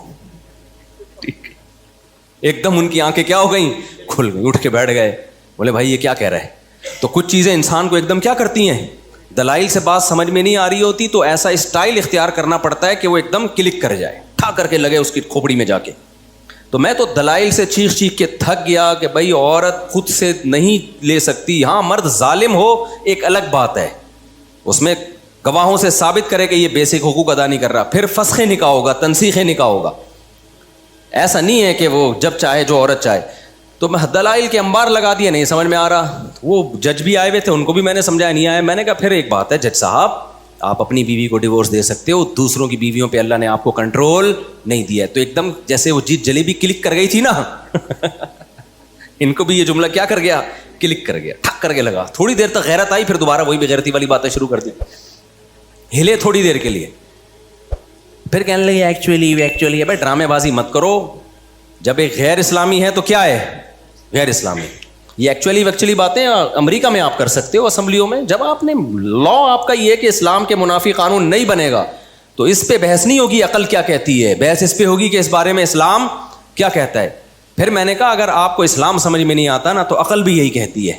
کیونکہ اگر بیوی کو اس طرح سے ڈیورس کا حق دے دیا جائے جیسے عدالتوں نے دیا ہے, تو میں نے کہا مجھے وہ باریک لکیر دکھا دو, بتا دو کہ کون سی حد ہے جس سے ہم فرق کریں میاں بیوی میں اور گرل فرینڈ اور بوائے فرینڈ میں. پھر فرق کیا رہ گیا, نہیں ہے بات سمجھ, سوائے ڈاکومنٹیشن کا. بھائی گرل فرینڈ کو بھی ہر وقت بریک اپ کا حق حاصل ہوتا ہے کہ نہیں ہوتا, تو بیوی کو بھی ہے. تو پھر بس نام کا فرق ہو گیا کہ یہ کاغذ میں بیوی لکھی ہوئی ہے, اس کو لکھا ہوا ہے, اور اس کو کاغذ میں گرل فرینڈ لکھا ہوا ہے, یا کوئی کاغذ ہی نہیں ہے. تو کاغذ تھوڑی ہے جس سے پتہ چلتا ہے. جب کاغذ نہیں ہوتے تھے تو کیا میاں بیوی بلوچستان میں, کے پی کے میں, گاؤں دیہاتوں میں تو بہت سے نکاح جن کا کوئی کاغذ سرے سے ہے ہی نہیں, تو وہ کیا میاں بیوی نہیں ہے. تو بیوی میں اور گرل فرینڈ میں فرق یہ ہوتا ہے کہ بیوی کے پاس آنے کا حق ہے, جانے کا حق نہیں ہے, اور گرل فرینڈ کے پاس آنے کا بھی حق ہے, اور جب چاہے جانے کا بھی حق ہے. اس بات پہ سیکولر لوگ مجھے بہت گالیاں دیتے ہیں, دو دبا کے گالیاں دو. جب تمہاری بیوی تمہیں چترول لگائے گی نا, غفار کو پسند کرے گی 6 بچے پیدا کرنے کے بعد, پھر دیکھتا ہوں تمہاری حالت کیا ہوگی. اور ان کے تو کمبختوں کے 6 بچے بھی نہیں ہوتے. ایک آدھ بچہ پیدا کرنے کے بعد بھی جب وہ غفار کے پاس جائے گی نا, تو میں تجھ سے پوچھوں گا, بتا میں صحیح کہہ رہا تھا غلط کہہ رہا تھا. تو اصل میں ان سیکولر لوگوں کا بیوی سے وہ رشتہ ہوتا ہی نہیں ہے کمبختوں کا. انہوں نے کوئی جانے نچھاور بھی نہیں کرنی ہوتی. بیوی سے بھی یہ ایک انسٹرومنٹ کے طور پہ رکھا ہوا ہوتا ہے کہ بیگم یو آر, وہ ہے نا تمہاری جیسی تم چاہو زندگی گزارو, میں اپنی لائف میں مست, تم اپنی لائف میں مست. ہم جب اسٹیج پہ جائیں گے کسی پروگرام میں تو دونوں ایز اے میاں بیوی جائیں گے, باقی تیری مرضی, تو غفار کے پاس جا, تو ستار کے پاس جا. تو جب یہ بغیرتی ہو پھر اس کو عدالتی خلا میں کوئی اشکال نہیں ہوگا. یہ غیرت مند لوگوں کے لیے میں حساب کتاب بتا رہا ہوں, جس کو یہ ہوتا ہے کہ یار بیوی میری ہے اور پسند کس کو کر رہی ہے, غفار صاحب کو یا وسیم صاحب کو یا جمشید کو پسند کر رہی ہے. تو غیرت مند لوگوں کو ہوگا کہ یار میری بیوی ہے اور عدالت اس کو کسی اور کو پکڑا رہی ہے. یہ کیسے ہو سکتا ہے؟ یہ نہیں ہو سکتا. اسلام میں یہ بغیرتی بولو نہیں ہے. تو اس پہ خدا کے بندو آواز اٹھاؤ. آپ لوگ سوشل میڈیا پہ آواز اٹھاؤ اس کے خلاف. جب بھرپور آواز اٹھے گی نا تو یہ ہمارے سیاسی لیڈر تھوڑا سا ہلیں گے, ورنہ یہ نہیں ہلیں گے. ان کو دماغ سے نکال دو اور پرسنلی ملاقاتیں کرو, ان کو عزت دو. مجھے اس سلسلے میں آصف علی زرداری صاحب سے بھی ملنے کا موقع ملا نا, عزت کے ساتھ میں زرداری صاحب سے بھی ملنے کے لیے تیار ہوں. شاید عزت سے کام ہو جائے بھائی. میاں نواز شریف صاحب یا شہباز شریف سے ملنے کا موقع ملا, اس سے بھی ملنے کے لیے, لیکن کوئی سنے تو نا. کسی سے بھی ملنے کا موقع ملا میں تیار ہوں. میں نے تو وکیلوں کو بولا ہے میری جو مدد چاہیے نا اس قانون کو تبدیل کروانے کے لیے, جب جہاں بلاؤ گے میں پہنچنے کے لیے تیار ہوں. اس سے زیادہ میں کیا کروں یار.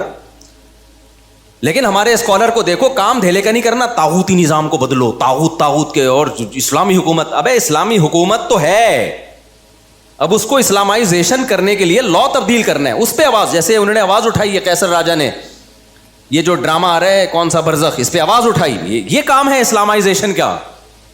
اب قیصر راجہ صاحب بھی بیٹھ دیتے, میں طاغوت کی نظام کو برداشت نہیں, پلٹ دوں گا پورا نظام. اس کا مطلب آپ کچھ بھی نہیں کرنا چاہتے. انہوں نے کہا بھائی یہ برزخ ڈرامہ آ رہا ہے, اس میں ہومو سیکچولیٹی کو فروغ دیا جا رہا ہے, ہم اس کے خلاف آواز اٹھائیں گے اور عدالت میں جائیں گے. اس کا مطلب قیصر راجہ صاحب واقعی کیا چاہتے ہیں, ملک کو اسلامی بنانا. ایک ٹاسک لی نا, جیسے یوتھ کلب والوں نے LGBT کے خلاف کانفرنسز کی, وکیلوں کو بلایا, ان کو شعور دیا, کورٹ میں کیس گیا, اور بھی لوگوں نے ساتھ دیا, اور یہ قانون الحمدللہ تبدیل ہو گیا.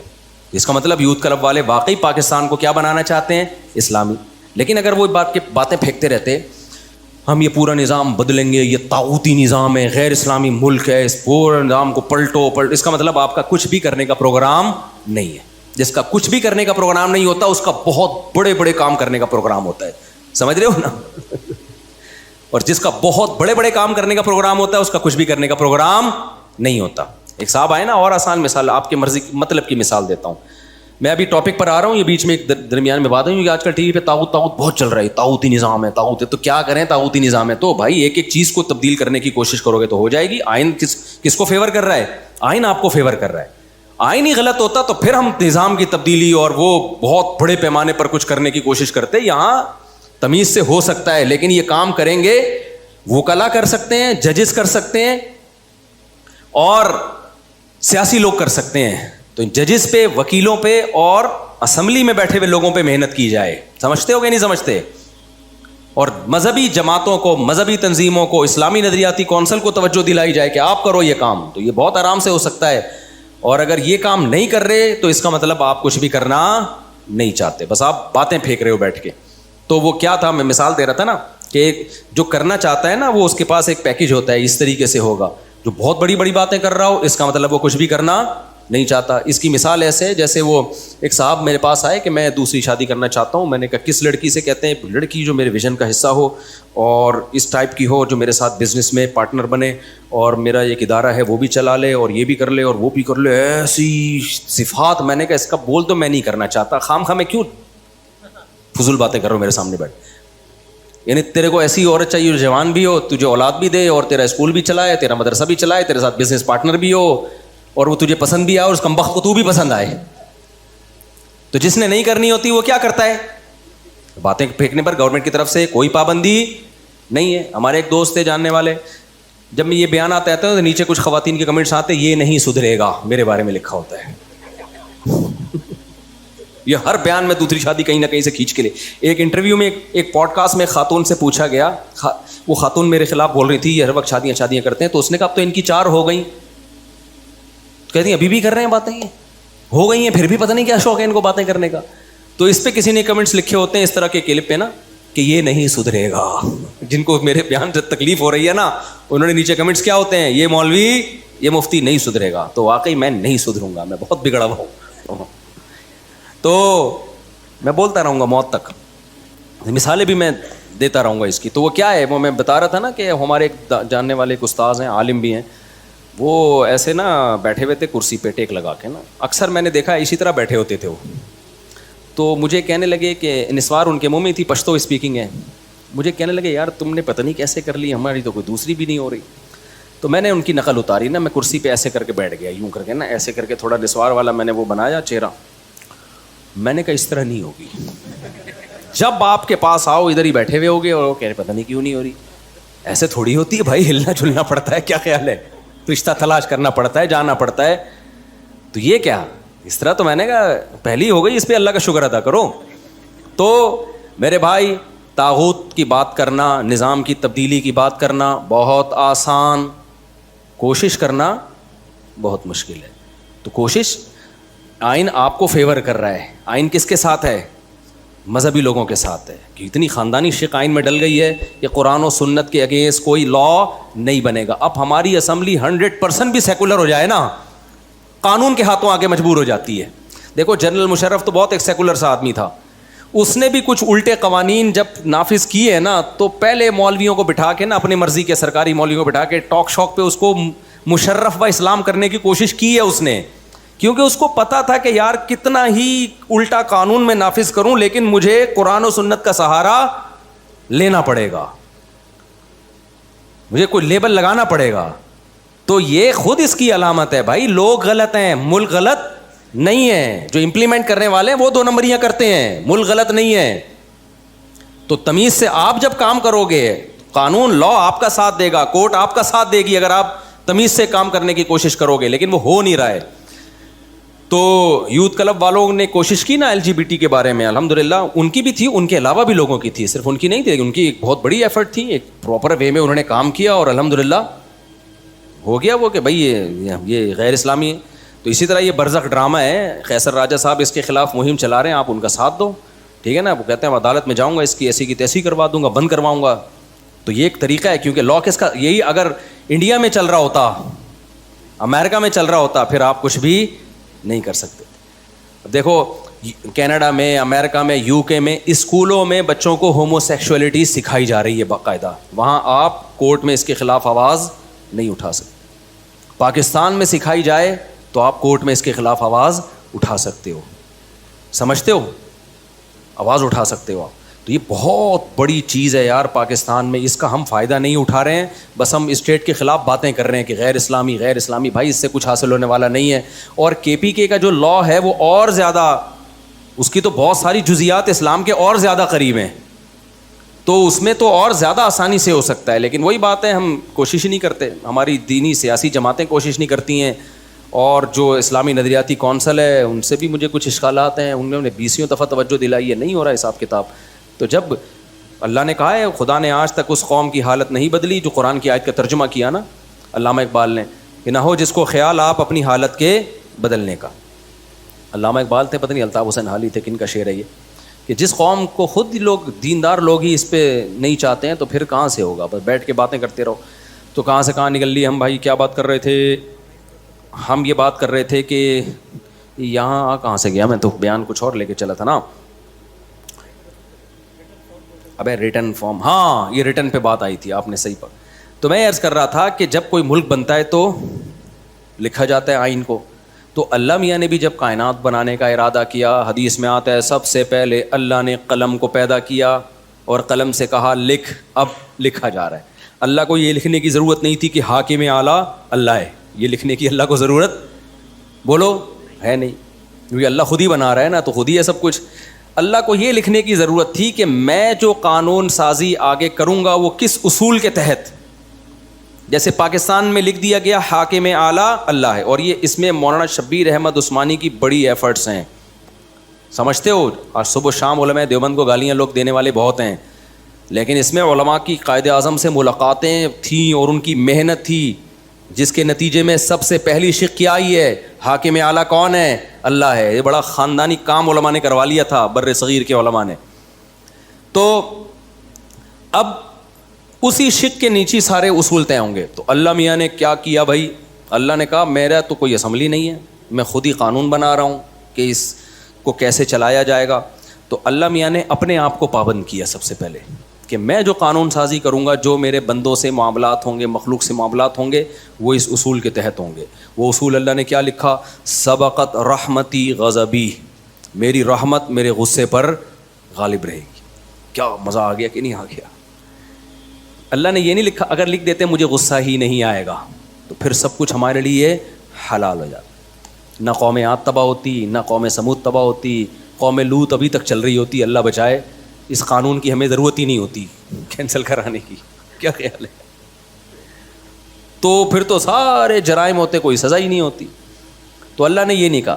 پھر اللہ یہ بھی کہہ سکتے تھے کہ میرا غصہ میری رحمت پہ غالب ہوگا، رحمت بھی ہوگی غصہ بھی ہوگا، لیکن غصہ زیادہ ہوگا رحمت کم، تو بھی ہمارا پروگرام برباد ہو چکا ہوتا، کیونکہ کوئی نہ کوئی غلطی تو ہر ایک سے ہوتی ہے۔ تو اللہ کو اس پہ غصہ آتا، اللہ کو سزا تھوڑی سی بھی دے دیتا نا اللہ تعالیٰ، تو وہ تھوڑی سی بھی ہمارے لیے عبرت کے لیے کافی ہو جاتی۔ تو اللہ نے کہا کہ نہ میری رحمت ہمیشہ میرے غصے سے کہاں رہے گی؟ آگے آگے۔ غصہ اصل نہیں ہے، اصل اللہ کی رحمت ہے۔ غصہ جب آئے گا جب کوئی بہت زیادہ اللہ کے حکام کو توڑ کر اس کو غضب دلائے گا۔ تو اس کے اللہ نے اصول کیا رکھے؟ دیکھو، اللہ نے کہا اگر کسی سے گناہ ہو جاتا ہے فوراً عذاب نہیں آئے گا، توبہ کا اس کو موقع دیا جائے گا۔ تو اس کا مطلب رحمت غصے پہ غالب ہے کہ نہیں ہے؟ پھر اگر دوبارہ ہو گیا، دوبارہ چانس دوں گا اس کو۔ تیسری دفعہ ہو گیا تو تیسری دفعہ چانس دوں گا۔ چوتھی دفعہ ہو گیا، بولو نا، چوتھی دفعہ چانس۔ پانچویں دفعہ گناہ ہو گیا، پانچویں دفعہ چانس۔ حدیث میں آتا ہے نا، ایک شخص نے ایک بندے کو قتل کیا، اللہ نے چانس دیا توبہ کر لے، اس نے دوبارہ قتل کیا، اللہ نے چانس دیا توبہ کر لے، نہیں کی توبہ۔ تیسرا بندہ قتل کیا، اللہ نے چانس دیا اب توبہ کر لے، اس نے کہا، اس نے نہیں کی توبہ۔ چوتھا، پانچواں، کتنے مار دیے؟ 99۔ 99 کے بعد اس کو خیال آیا کہ یہ تھوڑا سا مناسب کام مجھ سے تھوڑا نامناسب چل رہی، اللہ کو کیا منہ دکھاؤں گا؟ ایسا نہ ہو کہ آپ میں سے بھی کوئی کہے کہ چلو کرتے رہو، آخر میں توبہ کریں گے۔ ہزاروں میں ایک لو آدمی ہوتا ہے جس کو اتنے جرائم کرنے کے بعد توبہ کا خیال آئے، ورنہ 99% کو توبہ کا خیال نہیں آتا۔ اس لیے شروع میں ہی بچ جاؤ، شروع میں ہی بچ جاؤ۔ گناہ کر کے توبہ بڑا مشکل کام ہے، گناہ سے بچنا آسان ہے، کر کے توبہ کرنا مشکل ہے، کیونکہ لت پڑ جاتی ہے اس گناہ کی۔ دیکھو جو شراب نہیں پیتے بچے ہوئے ہیں، آسان ہے نا، پی کے چھوڑنا آسان ہے مشکل ہے؟ مشکل ہے۔ تو 99 کے بعد اس کو خیال آیا، پھر 100 مار دیے، پھر خیال آیا۔ تو یہ اللہ کی رحمت ہے، 100 کے بعد جب توبہ کی ہے تو اللہ نے 100 کے 100 قتل معاف کر دی۔ تو رحمت غصے پہ غالب ہے یا نہیں ہے؟ لیکن اللہ نے کہا کہ اگر موت کا وقت آ گیا نا تیرا اور اب تو توبہ کر رہا ہے، اب معاف نہیں ہوگا، کیونکہ اب بھی اگر معافی کا آپشن ہو پھر تو سارے کریں گے، تو پھر غضب، پھر اس کا مطلب اللہ میں غضب ہے ہی نہیں۔ تو اللہ نے ایک شق جو لکھی تھی وہ یہ نہیں لکھی تھی کہ میں ہمیشہ رحم ہی کروں گا، غصہ نہیں کروں گا، اس میں غصے کا تذکرہ تھا، لیکن کہا کہ رحمت غصے پر غالب رہے گی۔ تو اب اگر کوئی موت کے وقت توبہ کرتا ہے، کیونکہ موت کے وقت تو عالم برزخ نظر آنا شروع ہو جاتا ہے، فرشتے اور عذاب آنکھوں سے دیکھنا شروع کر دیتا ہے، دیکھنے کے بعد تو فرعون بھی ایمان لے آیا تھا بھائی، ہزاروں بچوں کا قاتل، 20 دفعہ سمجھایا گیا، موسیٰ کلیم اللہ کو بھیجا گیا، اتنے بڑے پیغمبر کو معجزے دکھائے گئے، سب کچھ، اس کی کھوپڑی میں بات نہیں آئی، بتایا کہ اب بھی توبہ کر لے۔ آخری چانس دیا گیا کہ بھائی سمندر میں راستے بن رہے ہیں، پانی میں، کیسا معجزہ، بنی اسرائیل وہاں سے گزر رہے ہیں، سمندر پھٹ گیا ان کے لیے، کتنا بڑا معجزہ دیکھا نا، وہاں بھی اگر توبہ کر لیتا تو اللہ معاف کر دیتا۔ کتنا بڑا اللہ نے اس کو آپشن دیا۔ اس کمبخت کو پھر بھی خیال نہیں آیا، اپنی فوجیں لے کے اسی راستوں میں اتر گیا جو کس کے لیے بنے تھے؟ بنی اسرائیل کے لیے۔ ابے بھائی یہ تو اس کے لیے اللہ نے تمہارے سامنے بنائے ہیں، ورنہ پانی ایسے کہاں پھٹتا ہے؟ دماغ کیا ہو گیا تھا خراب۔ اترا ہے اور پانی اللہ نے جوڑ دیا. تو یہ نہیں سدھرے گا. جیسے میں 4 شادیوں پہ بیان نہیں چھوڑوں گا نا, تو ہم تو غلط بات پہ تو نہیں اڑے ہوئے نا, صحیح بات پہ اڑے ہوئے. لیکن فرعون کس پہ اڑ گیا تھا؟ غلط پہ. تو فرشتوں نے بول دیا یہ نہیں سدھرے گا, یہ نہیں. اور واقعی جو برے لوگ ہوتے ہیں ایک حد تک جانے کے بعد پھر ان میں سدھرنے کا چانس ختم. اللہ تو توبہ کے لیے ہر وقت تیار بیٹھا ہے, لیکن پھر بندے کا چانس ختم, بندہ کرتا نہیں ہے توبہ. تو پھر کیا ہوا ہے, اللہ نے سمندر کو ملا دیا. جب ملایا ہے تو فرعون کا جب پانی حلق میں جانا شروع ہوا, فرعون نے کیا کہا, آمنت انہ لا الہ الا الذی آمنت بہ بنو اسرائیل. ہمارے استاذ جب اس آیت کا ترجمہ کرتے, ہمیں درس جب قرآن ہم پڑھا رہے تھے نا ہمیں قرآن مدرسے میں, تو وہ اس آیت کے بڑا مزہ لے کے ترجمہ کرتے تھے. فرماتے تھے کہ دیکھو ساری زندگی فرعون ایمان نہیں لایا, مرتے ہوئے لایا تو بڑی ڈیٹیل سے لایا ایمان. انہو, یہ ہو ضمیر شان ہے. جو عربی گرامر جاننے والے طلبہ ہیں ان کو پتہ ہے ضمیر شان کسے کہتے ہیں. اس کا ترجمہ یہ ہوتا ہے کہ قصہ یہ ہے, کہ بات یہ ہے, کہ اس کو ضمیر قصہ بھی کہتے ہیں. یعنی جب آپ کوئی بات شروع کرنے سے پہلے تمہید باندھتے ہیں نا کہ ایکچولی بات یہ ہے کہ, تو اس کے لیے ہو ضمیر لائی جاتی ہے, اس کا کوئی مرجع نہیں ہوتا. تو فرعون سے موسیٰ علیہ السلام ساری زندگی یہ مطالبہ کرتے رہے کہ تو ایک دفعہ زبان سے کہہ دے آمنت باللہ, میں کس پر ایمان لایا, اللہ پر. یہ سینٹنس زبان سے نکال دے. فرعون اتنا سا مختصر جملہ بھی زبان سے نکالنے کے لیے پوری زندگی تیار نہیں ہوا, بلکہ اوٹ پٹانگ باتیں کرتا رہا. لعلی ابلغ الاسباب, لاؤ سیڑھیاں لے کر آؤ, میں ذرا آسمان پہ چڑھ کے دیکھوں. اطلع الی الہ موسیٰ, موسیٰ کے خدا کو جھانک کے دیکھوں ہے بھی یا نہیں ہے. اس طرح کی فضول باتیں کرتا تھا جیسے آج کل ملحد لوگ کرتے ہیں کہ اللہ نظر کیوں نہیں آتا. ساری زندگی اوٹ پٹانگ باتیں کرتا رہا. اور جب پانی منہ میں جانے لگا ہے, اس کو پتہ چلا اب ہم گئے, تو کیا کہتا ہے, آمنت انہو, میں ایمان لایا. بات نہیں, ایک اور جگہ کا انہو, وہ آیت میرے ذہن سے نکل رہی ہے اس وقت, کہ آمنت انہو لا الہ الا الذی آمنت بہ بنو اسرائیل, میں ایمان لایا اس بات پر, انہو کہ بات یہ ہے کہ اس اللہ کے سوا کوئی معبود نہیں ہے جس پر بنی اسرائیل ایمان لے کر آئے ہیں. تو اس سے پہلے اس نے ضمیر شان لا کے پوری تمہید باندھی ہے, بات یہ ہے کہ, ٹھیک ہے نا. تو ہمارے استاد فرمایا کرتے تھے کہ گویا فرعون بزبان حال یہ کہہ رہا تھا فرشتوں کو, بھائی ایک منٹ ذرا ٹھہرو, بات تو سنو, ٹھیک ہے نا. بات یہ ہے کہ ایکچولی بات یہ ہے. اس کی مثال ہے جب ہم کسی چور کو پکڑ کے چترول لگاتے ہیں نا, رنگے ہاتھوں پکڑا گیا ہو, تو وہ یہ نہیں کہتا میں چور نہیں ہوں, اس کو پتہ یہ تو رنگے ہاتھوں چوری کرتے ہوئے پکڑا گیا ہے. تو وہ کیا کہتا ہے, بھائی بات یہ ہے کہ بات تو سنو یار, یعنی تم کچھ تھوڑے ٹائم کے لیے رکو گے تو میں آگے ایکسپلین کروں گا. تو یہ بات یہ ہے کہ مطلب یہ ہوتا ہے بات آگے آ رہی ہے تو مجھے مارو نہیں, پہلے ذرا میری بات سنو. پھر وہ آگے کوئی بھی کہانی بنا رہا ہوتا ہے کہ ٹھیک ہے میں نے یہ چیز اٹھائی ہے لیکن ایکچولی ہوا یہ تھا, یہ کچھ بھی کس سے سنائے گا نا آگے. لیکن وہ جو بات شروع کرتا ہے وہ کس سے کرتا ہے, بھئی بات یہ ہے کہ بات تو سنو. بات تو جیسے گھر میں جھگڑا ہو رہا ہوتا ہے نا, آپ کہتے ہیں بات تو سنو, ریلیکس. Are you relaxing. وہ ایک آدمی سمندر کے کنارے لیٹا ہوا تھا, تو ایسے کرتا پہن کے نا بڑے مزے سے, تو ایک شخص گیا, آر یو ریلیکسنگ. اس نے کہا نو. اس کو بڑا اشکال ہوا کہ ریلیکس تو کر رہا ہے, پتہ نہیں کیوں منع کر رہا ہے کہ آئی ایم ناٹ ریلیکسنگ. دوسرا گیا, آر یو ریلیکسنگ. کہتے ہیں نو آئی ایم ناٹ ریلیکسنگ. تو پھر تو کیا کر رہے ہیں یہاں اتنے مزے سے لیٹا ہوا ہے, ہم تو یہ سمجھ رہے ہیں کہ ریلیکس ہو رہا ہے تو. تیسرا آیا, are you relaxing. No I am not relaxing. چوتھے نے بولا, بھائی اتنے لوگ آ کے تجھ سے پوچھ رہے ہیں آر یو ریلیکسنگ, تو تو بول دے. کہتے ہیں میں I am Sanjeet Singh, I am not relaxing. نہیں یہ بات میرا خیال ہے سمجھ. کہتے ہیں آئی ایم سنجیت سنگھ بھائی, آئی ایم ناٹ ریلیکسنگ. تو یہ خیر بیچ میں ویسے ہی ایک رائتا اور چٹنی کے طور پہ آپ نے دیکھا ہوگا جب کھانا چل رہا ہوتا ہے تو بیچ میں چٹنی کے طور پہ, اس کا بیان سے کوئی تعلق نہیں ہے. تو فرعون نے کیا کہا, بھائی تھوڑا ریلیکس. کیا کرو بھائی, ریلیکس ریلیکس. ابھی کیوں ڈبو کے مجھے مار رہے ہو یار, تھوڑا کیا کرو ریلیکس. بات یہ ہے کہ اس کا مقصد کیا تھا, تھوڑا فرشتوں کو کیا کرنا چاہ رہا تھا, ریلیکس. تو بات یہ ہے کہ پوری ڈیٹیل کے ساتھ. تو بھائی اب بھی اگر اللہ معاف کر دیتا نا تو اس کا مطلب پھر یہ ہوا کہ اللہ میں غضب ہے ہی نہیں. اللہ کی صفت انتقام کی آپ نفی کر رہے ہو, کیونکہ ایسے موقع پہ تو سب ہی توبہ کر لیتے ہیں. جب قبر کا عذاب اپنی آنکھوں سے دیکھیں گے, برزخ کی وحشت اپنی آنکھوں سے دیکھیں گے, تو بھائی پھر تو سبھی مان لے آئیں گے. تو اس لیے اللہ نے ایک اصول اور ضابطہ بنا دیا, موت سے پہلے پہلے واپسی کا آپشن ہے. کچھ بھی کر لو, اللہ اپنے در سے مایوس نہیں کرے گا, کچھ بھی کر لو. لیکن جب موت قریب آ گئی نا اور اس جہان میں ٹرانسفر ہونا شروع ہو گئے, اب نہیں ہوگا. پھر اللہ کا اصول اتنا سخت ہے, اللہ کہتے ہیں اگر ساری دنیا کی ساری دولت دے کے بھی عذاب سے جان چھڑانا چاہے گا, جان نہیں چھوٹے گی. تو یہ لا اللہ نے کیا کر دیا, بولو, لکھ دیا. آگے سارا اسی اصول کے تحت اللہ نے قانون سازی.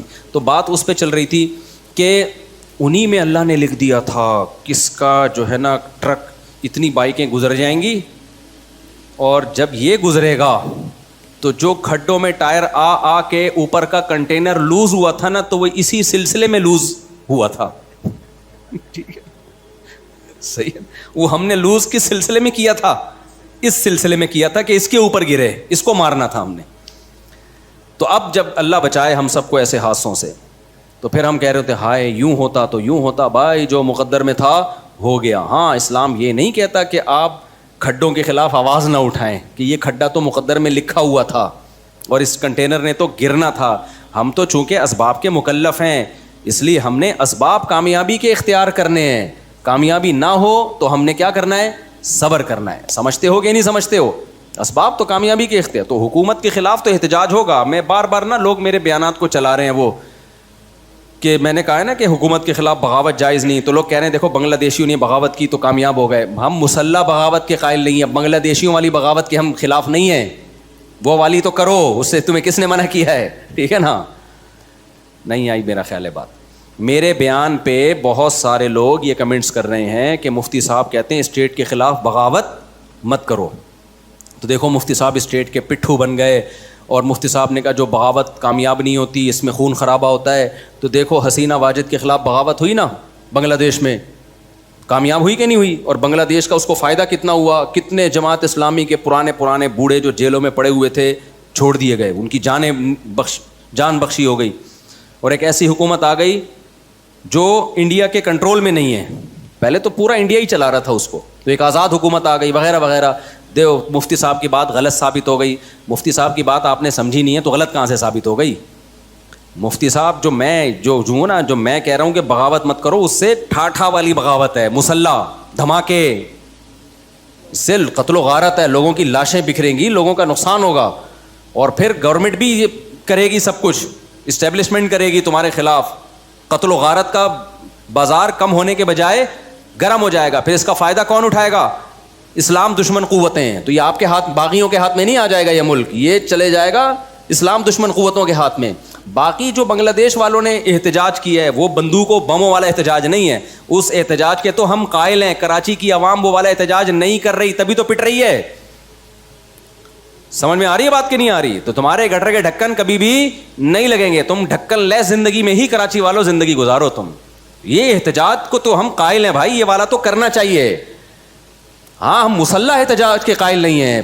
دھماکے شماکے مت کرو, بموں کی باتیں مت کرو, طاغوت کے خلاف اٹھو, لیکن یہ والا اٹھنا نہیں کہ اسلحہ لے کے اٹھ کے. یہ تو بڑا مسئلہ ہوگا. اور یہ جو تمہیں ترغیبیں دے رہے ہیں نا, یہ مارکیٹ سے ہو جائیں گے شارٹ اور تمہیں پھنسوا دیں گے. ماضی میں دیکھ لو جنہوں نے بھی یہ کچھ کیا, جو کرنے